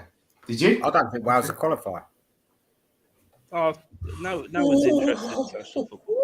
Anyway, Let us know in the chat if you're interested in international football. shall we do birthdays then? Go on then, you do that. Do you want me to do birthdays? So, you reel out a list of people that I didn't know existed until well, today. I've got 2. That's right. None I of, mean, he's got some none classics. of you will know the first. The first one, born, oh dear, it says 195 years ago. There's something's gone wrong there. 1917, 9th of April. Ron Burgess played 297 games for Spurs between 38 and 54. He would have probably played, 500 if the World War hadn't happened. That's all I can tell you, apart from he played for Wales. Died in 2005. But more importantly, Brilliant. Giovanni Lo Celso. Oh, it's Oh. GLC. He is 26 today and apparently was man of the match on Wednesday. He run the game, apparently. Fuck. So, Shan, Oh, fuck. Oh. Shan, shush. I'm going to go on a tangent here, Shan, and this is your bit because I know you watched the game. On the subject of our players that are on loan, obviously Tanguy Ndombele scored against West Ham last night. Shall we start Fuck. Oh. with, was it a red card, Shan? No, I'd have been incredibly pissed off if that was given against us. But at the same time, it's the last man, and you're pulling him back. You're putting yourself at risk. And I think it said it all that he didn't argue with the ref. He just shook his head, went like this, and walked off. But yeah, I mean, it was funny that the West Ham fans were all bitching because Marlon, go on. I've got a birthday that I can't leave out. Tony Barton, European Cup winning manager for Aston Villa. Yeah. Would have been 85 today. Gosh. Well, I can't say happy birthday, can I? That's a bit weird. No, well, that's his son look, on Facebook. Can you see that? His son's got okay. a post up for him. Oh, there Good you go. spot. Marlon has all the connections at Villa. He does indeed. Do you know what? The entire 82 squad know my son by name. Our 82 European Cup winning side, they all know my son by name. Every time we go to a game, they always call him by name. Paul McGrath, people like that, they all know him by name. They There don't he know is. my name. They call me Carter's dad. There's my little boy. Let's see that. See his prosthetic leg there. That's actually a picture of him and Jack Grealish walking out of Villa Park when he was a mascot. That's on his prosthetic leg there. Oh, there you go. Dave's in it, 82. Dave remembers. The rest of us don't. Dave remembers everything. Dave remembers the Second World War. You know, let's be fair. Shout out, Dave. You know I love you, really. Shall I move on to On This Day? Yeah. Go for it. Yes, John. Right. So on this day, 2004. Sorry, this is yesterday. 2014. Spurs 5, Sunderland 1. What is important about that game in the current Spurs history? Harry Kane's first goal. Well done, Drunk Shan. Yes! Honestly. His first Premier League goal. I remember watching that game and I spilled orange Lucozade all over my mum's brand new white carpet. I bet that went down well. It didn't. It happened on multiple occasions. He was very happy when I moved out. Caller, when I say parents can't wait for their kids to move out, I am the example of that, because when the football was on, it got a bit feisty in our house. It got a bit angry. It Got did. a bit aggy. A little bit aggy. A little bit aggy. A bit of aggro. So, and then my next one is 8th of April 2017. Spurs 4, Watford 0. I was going to ask for the team, but I'm not sure Drunk Shan will be able to cope with that. Do you want to have a go at the 2017, we had 2017. Well, Walker at right back. Was he? We had Desk. Larice. Jan Toby. Jan and Walker. Toby. Rose. Musa Christian Dembele. Eriksen. Yeah, Desk. He's Eriksen. part of Desk. Dele Eriksson, Son Kane. Dembele. Yeah, I just said Dembele. Oh, Wanyama. I'll tell you, Kane wasn't playing. Oh, He came on the sub. Oh, what's his face? The Norwegian guy. What's his name? Not quite. Not Norwegian. It's not a Soldado, is it? No. No, Soldado is not Norwegian, is he? He's Spanish. No, but there is no Norwegian guy. No, what's his other name? What? But other than Norwegian guy. He wasn't Norwegian. I was thinking of strikers. You're just thinking of what's his name? We started Janssen. The Swedish guy. Janssen, that's it. Yeah, Dutch. Yeah, there he is. Dutch. I forgot Janssen existed. Janssen sounds like he's Norwegian. So let's just go back. So you got Hugo. Who do you have right back? Walker. No. The other one. Trippier. Yes. Left back. Rose. No. Davis. Yes. Jan and Toby Toby. Vertonghen. Jan Toby. Yeah, that's right. Midfield? Dembele. Yes. Wanyama. No. Sissoko? Did we sign him then? It was Ericsson, Ali. Who am I missing? Oh no, Eric Dyer was in midfield. Oh, of course he was. yeah, Yeah, of of course he was. Yeah. And then it was Sonny, Ericsson, and Janssen up front. And There you go. Yeah, and subs were Kane, Sissoko, and Josh Onoma. Didn't Josh Onoma go to Villa on loan? He did go to Villa. For 10 mil plus no. Josh Onoma, yeah. Yeah. Did he? In our promotion, yeah. Yeah, he's at Fulham now, isn't he? Yes, he is. Yeah. Yeah. Did he score, by the way, Janssen? The goals were scored by Dele. Scored the first one. I seem to remember it was Curler from the edge of the box. Eric Dyer scored, and then Sonny scored twice. So that'd be a no then. Yeah. Well, and he scored like 2 Premier League goals, didn't he? I actually saw him I don't play. know the answer to this. Isn't it in Monterrey in Mexico last I I'm heard? sure he's somewhere random. Yeah. Yeah. He's gone back to Norway, hasn't he? No. Do you know what? He does sound like he is Norwegian. Janssen. Yeah. That's not Like Sigurdsson. Son. It's all Scandinavian, isn't it? Sigurdsson's not Norwegian either, but He's we Icelandic. can't talk about him Icelandic. anyway. Yeah. He's been wiped off the face of the earth. He doesn't exist anymore. Do you know what? There's not even been any news about what happened to him or anything. Like, Probably just as well. Oh. You don't want to know, do you? Don't want to know. well, I'd like to know if he was guilty or not. Well. Yeah. Drop your questions in now on chat if you've got any questions for the panel tonight. I know we've taken a few already, but do drop them in there if you've got any more.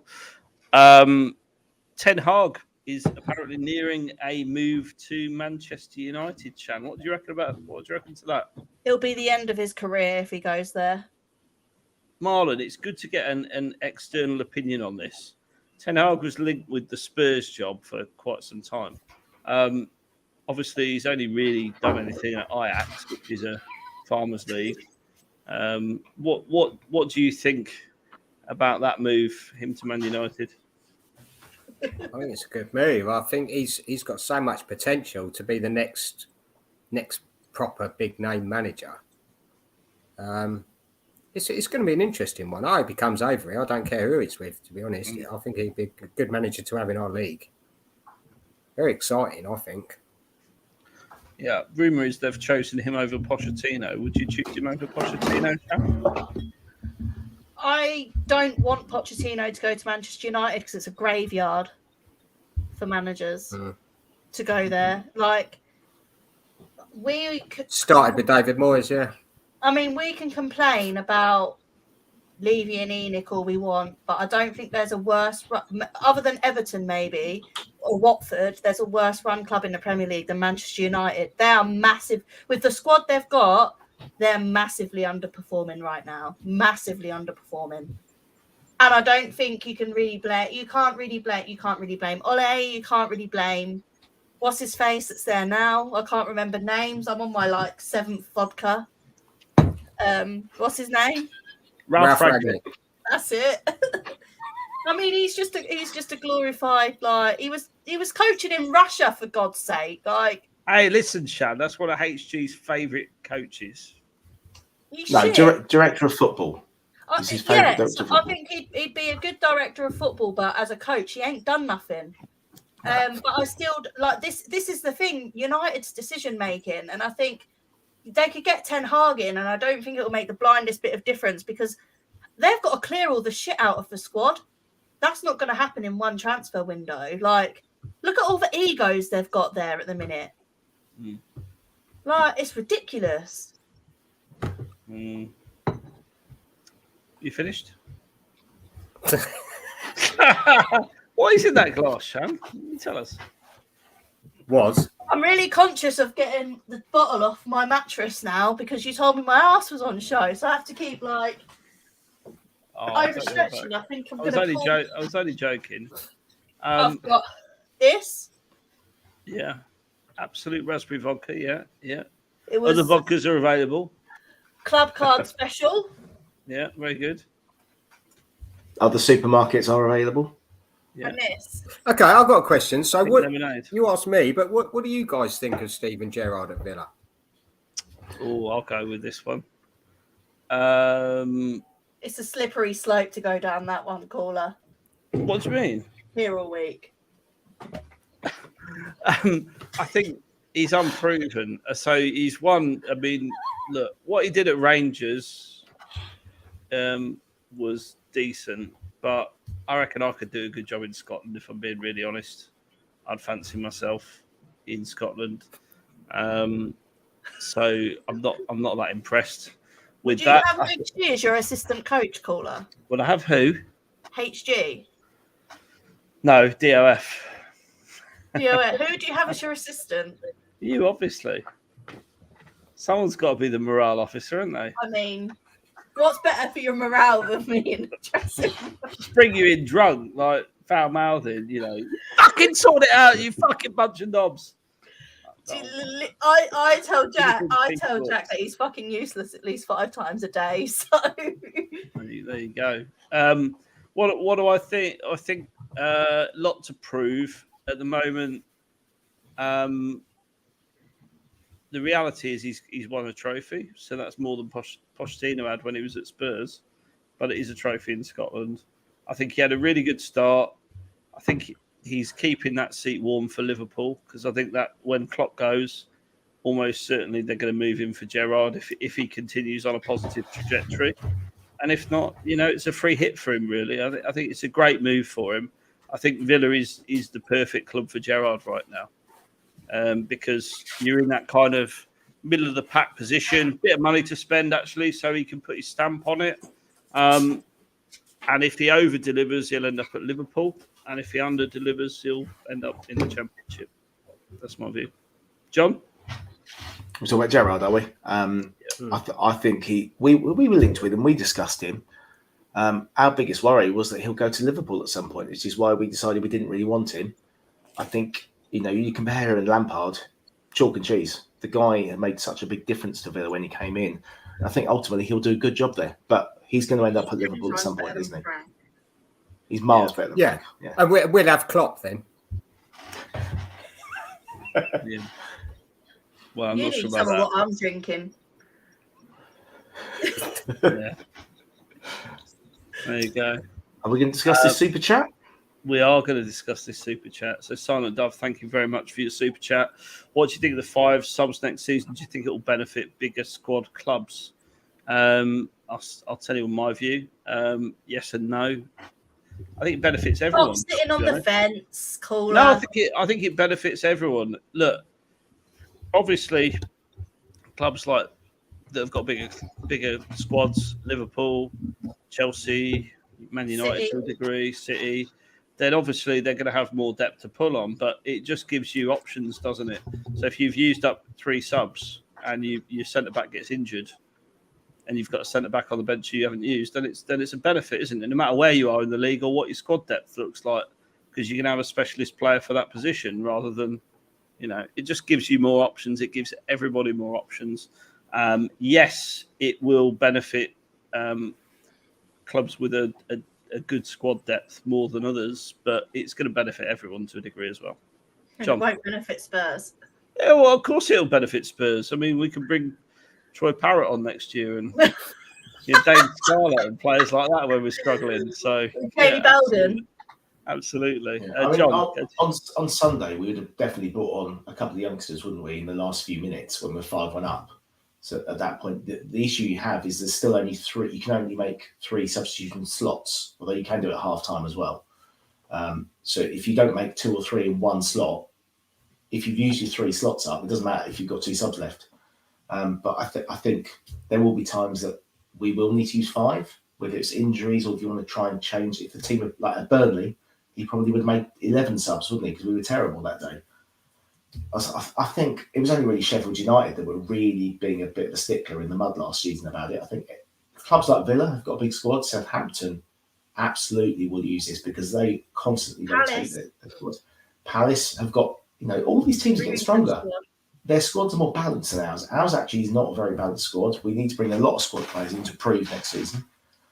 I think it's a good thing ultimately. It's just how much time wasting and do the officials actually manage that time wasting? Because usually they add 30 seconds on, don't they? Is that long enough? Should they just stop the watch? It depends if Tanguy and Ndombele is on the pitch or not, John. He'll be on loan at Lyon next season. Again, I reckon. Until the end of his contract. Probably, yeah. What do you think, Marlon? Well, technically, it should make it a bit more exciting, shouldn't it? I mean, if you get to half hour to go and a team's 3-0 up, and the other team's they got nothing. They don't know where their ideas are going to come from. And they just say, bollocks, let's just swap our whole midfield. You know what I mean? And you just bring on a whole bunch of players. It could be seriously more exciting if they can make more substitutions, more chance of clawing the game back or getting something out of the game. And rather than just a team being beaten 20 minutes from the end, they could actually, a few players come in, liven it up. Bit more to play for. I don't think it really benefits the bigger squads because the start of a match, they have that benefit because they've got a bigger squad to choose from, I don't think it makes a difference, really. They're going to put a strong 11 out, whether they sub some or not. But I think, it could make it more exciting. I think it gives teams a chance to fight back when they're losing. Yeah. Shan? I mean... Wankered. like Hotspurious. That's easy for you to say. Hot spurious. Yeah, that. It's only 3 substitution windows. So, like I say, unless you've got Tanguy and Ndombele walking off the pitch at snail pace, it shouldn't make too much of a difference. But yeah. Sorry, did you want a proper answer? I got one. We always want a proper answer. This is interesting. Is this another Arsene Wenger idea, do you think? Arsene Wenger needs to fuck off. This is nearly as entertaining as having drunk Brendan on. Yeah, that was good. But not quite, because he fell off his stool at the end of it. Although he still claims to this day that it was tactical. Yeah. There you go. I think this is very relevant. It will give all kids chances to play, won't it? Great point. Yeah. And, Villa have got a great youth academy. Loads of players. That Jacob Ramsey, and that looks a great player. And Ramsey as well. For me, he's been our player of the season this season. Yeah. Brilliant. Here we go. Ndombele only have 6 goals, 5 assists since he joined us. Kulu's been here for 3 months, already got 2 and 5. I mean, he plays a different position, but yes, Kulu's been a brilliant signing, hasn't he? Ndombele, just one of those players that hasn't worked. Well, I mean, we don't talk about him. No, that's Nuno. We don't talk about Nuno. We don't talk about Ndombele either. All players from France beginning with N, frankly, because they're all shite. Giovanni Lo Celso okay to discuss them? Shite. I mean, the thing is, these people are going to come back to us in the summer, aren't they? No, I don't think they will. Conte don't want them. He's said it in the press conference again He's today. Still got somewhere for him to go. They're good players, but they're just not suited to the Premier League. I've said this a million trillion Brazilian times. It's too physical for them. They can't handle it. Tanguy Ndombele still looks like he's running on half a Big Mac. It's ridiculous. He can't fucking run. Giovanni Lo Celso looks like he gets snapped in half at any opportunity. He needs to play in Spain where it's more technical and not as physical. Yeah, good against Bayern, but shite against Burnley, and that's what matters when it's in a league against 9, 20, however many other teams. I can't remember how many there are. Is it 22? Yeah. There's 20, 21 other teams. 20 teams in the Premier League, Sean. 20. Exactly, like Adrian says. Giovanni Lo Celso couldn't handle rough sex, and that's what's important. I think I'm not quite sure where he's going with that. He's trying to goad you, I think. But, I mean, look, in reality, Lo Celso's always been a good player, but maybe he's not suited to the league, like you say. Maybe he's not suited. The thing is, these players have got to have somewhere to go to. Who's going to take Tanguy Ndombele on his 200k a week? Who? No one. We'll be subsidising his wages to play for Newcastle. Leon until it comes. Newcastle might, yeah. But I don't see it happening because he's just not good enough for the Premier. Like, not good enough, but he's not physical enough for the Premier League. I think the Premier League's just too much for him. I think he needs to play like in France or somewhere. I actually think GLC will be all right, to be fair, but you know, not in the Premier League, caller. He's constant. He couldn't run 5 games together without getting injured. It's too much for him. I guarantee you, if he signed for another team in the Premier League, he'd do all right. There's a lot of expectation on him at Spurs, and people have judged him already.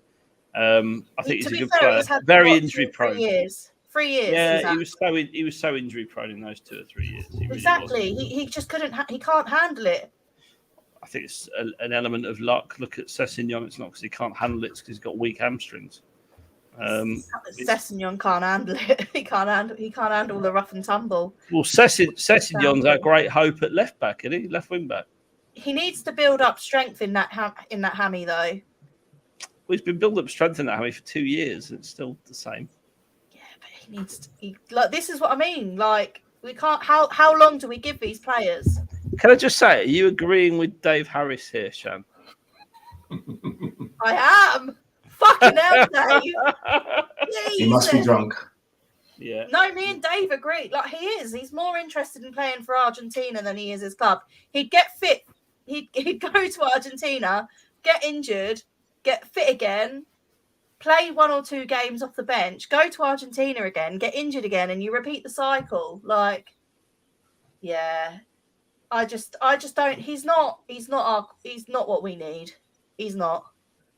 Well, he's not what we certainly needed last season. This season, let's see where we get to in the summer transfer window. Hopefully, we can sell Tongi, we can sell GLC, and anyone else that Conte wants gone, and we will get in there. John, is there anything else I've missed off the run sheet? I can't remember. don't think so. No, I don't think. Yeah, I think we've covered most things, haven't we? I wanted to talk about this for a minute. So, Cheese Room Patreon. So there's some merchandise gone out. I'm not sure we didn't upload any slides of it, did we? That's the shame. But You've not there given are. me any. So. I should have done. Oh. Cheese Room patrons are now receiving their little packages that Franco has lovingly wrapped for you. They're small packages of T-shirt, mug, and pin badge. So do look out for those. We've got another super chat. We have Silent Dove. As I saw Mike Dean come up, I had to pour another drink. I'm sorry. So let's just finish that off. Patreon, it's £3 a month. You get a load of merch. You get exclusive chat room access to mix with all the other Cheese Room patrons. Do have a look at it. The details are in the scrolling ticket below. We also have a ticket exchange, various other things. Fantasy football, predict the score, that there's some great prizes for at the end of the season. So yeah, it is really good. Have a look. It's in the scrolling ticker at the bottom of the screen. Mike Dean retiring at the end of the season, but likely to continue as a VAR official. Can we talk about our happiest and saddest moments of Mike Dean? Yeah, sure. But let's go to Marlon first. What do you think of Mike Dean? I can't stand him. I really cannot stand the bloke. I'll be so glad when he's gone. He shouldn't even be involved in VAR. The bloke is a wanker. Yeah. Sorry, excuse my language. Can I give my highlight now? I feel like it's well timed. I feel like you really want to. I really want to give my highlight just because it's so relevant. Go on then. I will always remember Mike Dean for celebrating the goal we scored against Aston Villa when he played advantage. He did, yeah. Yeah. It was funny. It was funny. And then there's also Pochettino at Burnley, which was bad. So, yeah. John, I think top that. Look at that comment. Didn't he do it against Arsenal as well when we scored once in a game we ended up losing? I'm sure he did the same thing, that he played an advantage and he sort of jumped to celebrate, but it was because of the way he'd let the game flow. And for years, people thought that he was a Spurs fan because he kept giving us decisions. But I think for the last 10 years since, he hasn't given us many decisions. No, he's been proper. He's a Tranmere fan, season ticket. He is a Tranmere fan. He was on the Peter Crouch podcast, and I actually thought he came across quite well. I've got no issue with him becoming a VAR ref. I don't understand why retired refs aren't VAR refs. Why do we need a current ref? There's loads of actually decent refs who've retired without. I think the problem is Mike Dean isn't a decent ref and hasn't been for some time. Mike Dean is really fun to watch when he's not refereeing your team though. Like he's box office. Like even my issue in Mike Dean, some of the things he does is hilarious. My issue in Mike Dean, I'm really pleased that he's retiring because I think he is past it. I don't like the fact he's continuing as VAR because I think he's more interested in himself and his own brand and in his own publicity than he is in making a good game of football flow. Spot on. And that's my issue with Mike Dean. I think he's more self-absorbed than anything else. And people shouldn't be the best referees are invisible. Yeah. Like you don't really see them, and their decisions are generally on point. Mike Dean, when he makes a decision, it's all flamboyant. It's all about him. He wants the attention. He wants. When he gives a card out, he goes. Yeah. Oh, yeah. Exactly. This rich tea. He said, but that's why he shouldn't be involved in VAR either 100%. because he's not open-minded enough. Mike Dean is like. Yeah. It's like Bill Murray said. It's difficult to win an argument with a genius, but it's impossible to win an argument with a fucking idiot. Yeah, absolutely. Because they just won't see it from anyone else's point of view. You remember Tottenham Tantrum Gold? Great name, by the way. Really good name because there are lots of tantrums in Tottenham. We should send Dave over there. Whenever we talk about Gareth Bale, just because it really upsets him. Job, here we go. Who named the cheese room? Brooke says. Daniel Levy, really. So when we started the cheese room 3 years ago, we were still in the stadium construction process, and the rumor was there was going to be a cheese room. So we called our podcast the Cheese Room Podcast, which has then moved on to Facebook group, YouTube, and all the rest of it. but it started from taking the piss out of the fact that we had a cheese room, which then never got built. But they do serve a lovely cheese platter in the Tunnel Club. They do. They do. And ironically, Steve doesn't eat the cheese, so he always tries to palm it off to someone else. This is also true. Yeah. There you go. Unbelievable. I mean, Dave Harris is saying there's 16 likes. Please tell me. No, there's that's not wrong. 16 likes, Dave. There's 82 likes. 82 likes. That's pretty good, actually. So I don't want to diss anyone.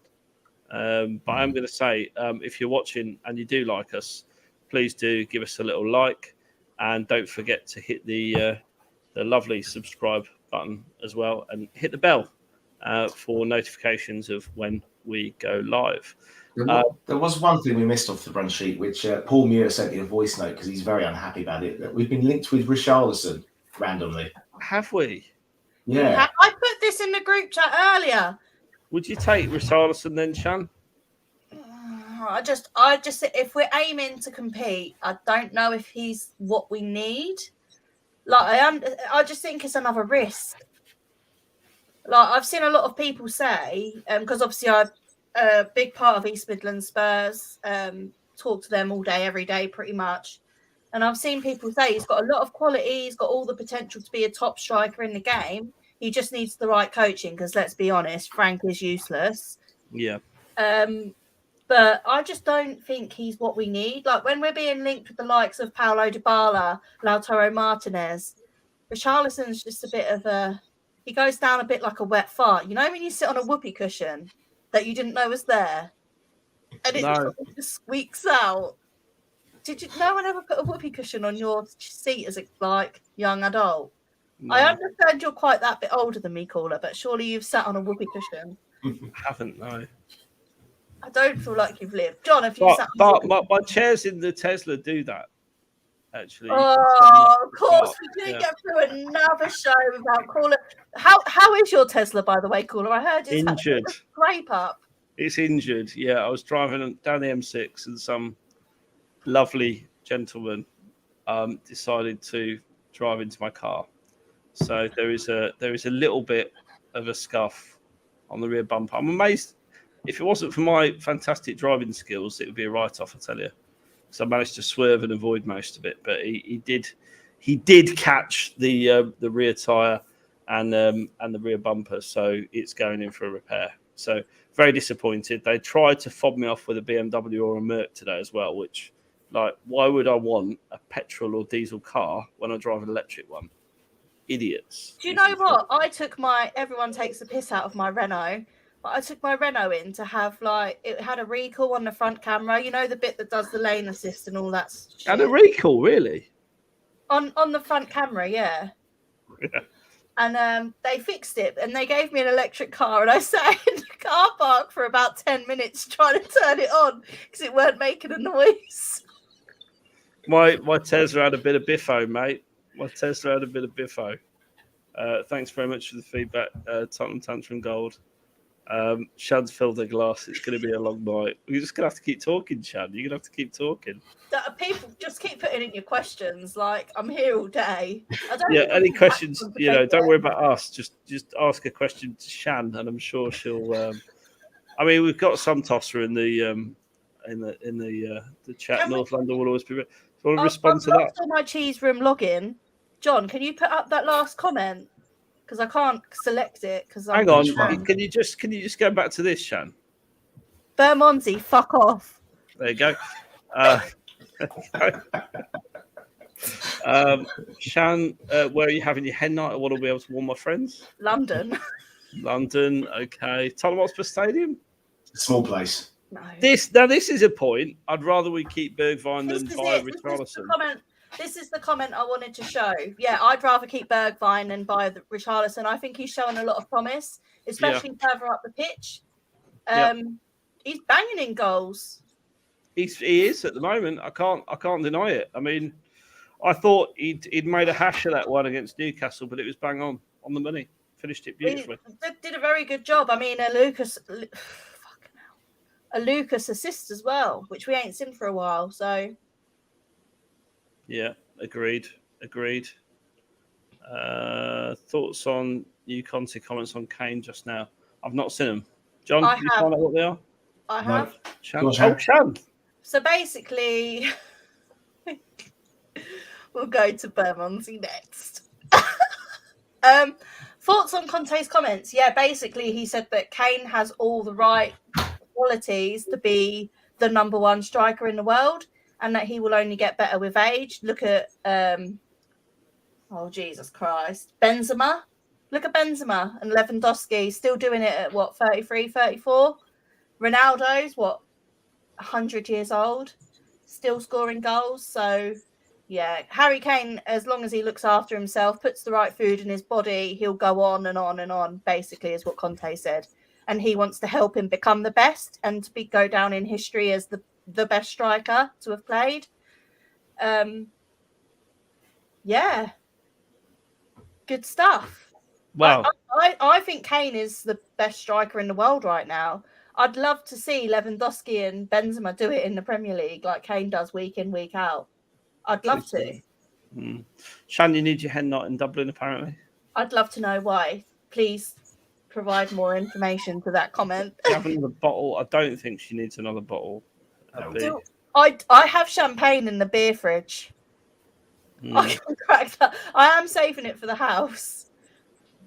But yeah, I agree. I think Bergwijn needs to stay. I think he'll go to Ajax in the summer, but I think he needs to stay. I think he could do really well. I think especially if we get Champions League football, there's going to be a lot of game time for the squad, and I just think a player like Bergwijn, he's got pace, he can beat a man, and he's got different qualities to Harry. Marlon, have you seen much of Bergwijn? Did you see his Leicester City, cameo? Winning the game for us, Bergwijn. I was wondering how Benton Kerr is getting on. How's he doing? Because we were after him. Brilliant. He's class. Really good. Because you snatched him out from under our noses, didn't you? I didn't know you were in for him, to be honest. We were bidding first. We bid first, and they turned down ours was about 19 million or something, and then I think he went for you for about 22 or something like that. He signed for not guys. a lot. But I think Paratici, or Paratici, should I say? Paratici, absolutely has got the relationship with Juve. So therefore, anyone Juve own is easier for us to sign. And I think that's probably what it comes down to. So has he been any good then? He's been mustard. Can I talk about Bentancur for just a moment? If you can do it, whilst not, throw it up. Bentancur has just been. I don't know how much you saw of Moussa Dembele or Luka Modric playing for Spurs, but he seems to be like a hybrid of both. And it's early to say that, but his stats against Newcastle, I think he had like 100% ground duels, 100% take-ons. He had a 95% pass success rate and I think he had 96 passes. He's just absolutely bossing it at the minute. He's got his own song already, similar to Kulusevski. He's beautiful. We have the best looking midfield in the Premier League. Caller, is this where you didn't want me to go? Go for it. Shan, what's the Bentancur song then? I've not heard that. So Oasis, he's electric. And it's He's the reason we'll be playing on Wednesdays next season. He came with his mate from Sweden. It's Bentancur. And then just repeat it about 50 times. Beautiful. It's not as good as fair play. I mean, like I say, we were after him, and we sent some scouts to watch him. We put in 2 bids for him. I think we had the first one rejected. Then we went in at something like 19 million, and they were umming and ahhing over it. So the Villa forums are all sharing the YouTube clips and all that, as you do when you're about to sign someone. And he looks brilliant, because obviously a YouTube clip ain't going to show him falling over every 20 minutes. And then all of a sudden Tottenham come out of nowhere and took him from us. So. I was a bit gutted. I was gutted. We were all looking forward to it, even though none of us knew who he were before that window. But then all of a sudden we became experts on him. It's made Chan's life. It has made my life. He is absolute. And Matty Hayes. It's made Matty Hayes' life as well, but it has made my life. He's just been brilliant, and I think my other favourite, other than Eric Dyer, Pierre-Emile Højbjerg, he's made PEH better as well. PEH just has a lot more confidence playing next to Bentancur than he did with Harry Winks, which is understandable. Yeah, he's been absolute mustard. Some of the passes he plays. He not only is he, like some of the footwork he does on the edge of our own box. I mean, it puts our hearts in our mouths because it's so risky, but he pulls it off. Like his control of the ball, his dribbling, his take-ons, his ability to put in a tackle. He's got that South American fire to him. Like he doesn't back down. He put his head towards flipping. Oh yeah, go for it. Maximum against. Absolutely loves exactly what we needed then, basically. Like he's physical, he's aggressive, he's technically good. He's got a couple. Has he got an assist or two as well? Yeah, I think so. Yeah. He's made a couple of. His through balls are good. 3 assists. Like he's put a few good through balls through to Harry Kane. So he's playing in Harry Kane a lot, which is obviously what we want. He has just been a revolution, and he got injured against Burnley, which is. It always comes back to that game, but he was out for a couple of weeks and we missed him. The Middlesbrough game, you could tell like we really missed him. We had no dominance over the midfield at all. But since he's been back, we've just been a whole different kettle of fish. Like everything's sort of come together since he's been back in the team. He's been brilliant. Jamie, how you doing? Gutted that you missed him. That you missed him. There we go. I have a question, caller. Did you guys know each other before doing the Tuesday podcast? No, actually, no. But not at all. But Patreon brings people together, really, is what I'd say, John. Would you say that? Yeah. I mean, Shan was doing the deadline day show in August and was struggling for people. And I happened to message her, so she said, "Do you want to come on?" I was like, "Yeah, all right." And here I am, many months later. Yeah. There you go.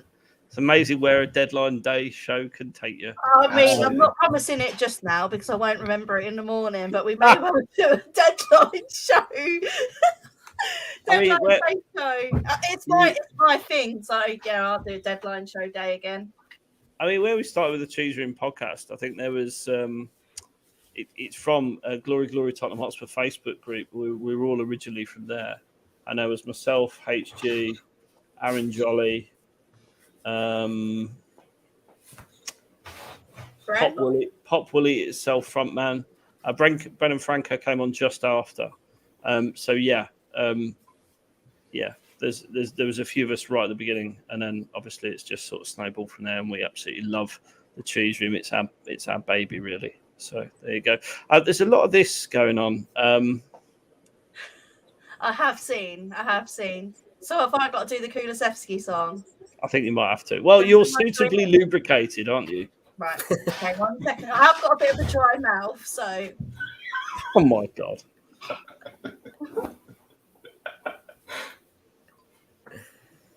So, Calder, have you just lubricated your throat to sing the Kulusevski song? No, just drinking. I don't know the Kulusevski song. Crack on. Gimme a ginger from Sweden, came from Juventus and he plays on the wing. Gimme a ginger from Sweden, number 21, his name is Kulusevski.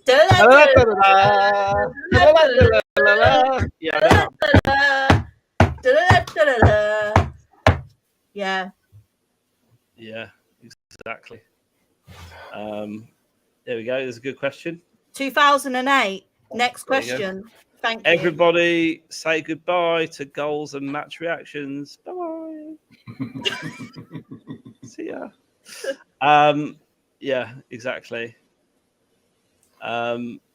He's so calm on the ball. This, talking about Bentancur. You scared yet, Marlon? No more scared than I was when I thought we were signing Harry Winks. Of Shan, obviously, not. Honestly, but with Bentancur, it's the footwork in our box. He did it against City, and he did it again a couple of games. Not against Newcastle. I think it was the game before that. Was it Brighton? Where he literally had it was West Ham. It was West Ham. and he had two, like I think it was Antonio and someone else, like either side of him, and he literally just switched and left them like running towards Lloris and like started off another attack. Like it was, I mean, we're all like, oh my God, don't do that, because we're used to Harry Winks, but he's just another level. He's ridiculous, and he's only 24 years old as well. He's a great player. We've been going 2 hours, so I think we're going to pack it in there. We've got some. There is only, just a reminder, there is only one coach that counts. And that is this man right here, the coach. A shout out to this man who's hopefully going to be back in the cheese room very shortly, living it up out in Flow Rider. The only one that's accepted my invite to the wedding, by the way, with a year's 18 months notice. I'd just like to keep you waiting. That's all. Rude. And I do like this. This was a lovely touch. I put this in the run sheet. Yeah. Obviously me. Obviously, yeah. Marlon, first of all, thanks for coming on and being such a fantastic sport. Really good to meet you. And thanks for having me. Good luck for the rest of the season, but not for tomorrow. I'll be there. We're doing a review Monday. Obviously, if we win, the rules are we'll invite you back. If we lose, then we never want to hear from you again until next season. So there you go. I'll see you Monday then. Shad, thanks for joining us. I'd forgotten that I was meant to be here until 20 minutes before. I love it. Yeah, got this little text on the Cheese Room WhatsApp group saying, I'm on tonight. I've had about 5 vodkas. But John's there pulling his out. John does all the scheduling. He's like really careful with it. And Shan's just like rocks up when she wants. Comes when she wants. She rocks up when she wants. Cheese Room Shan. She wants. No, not Cheese Room Shan anymore. Shan THFC because you had a little huff. But you can change it back anytime you're ready. John, beautiful to join us tonight, and thanks for putting all the work in behind the scenes on the show. That's all right, mate. Gladly, HC should be back Monday, I think, shouldn't he? Hopefully. I mean, HC returns just as I go on strike for a couple of weeks. That's normally what happens. That's normally what happens.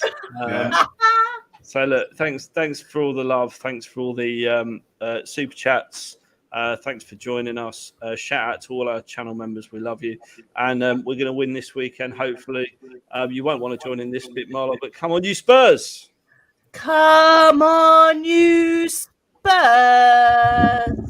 Come on, you Spurs. Marlon's there going, up the villa.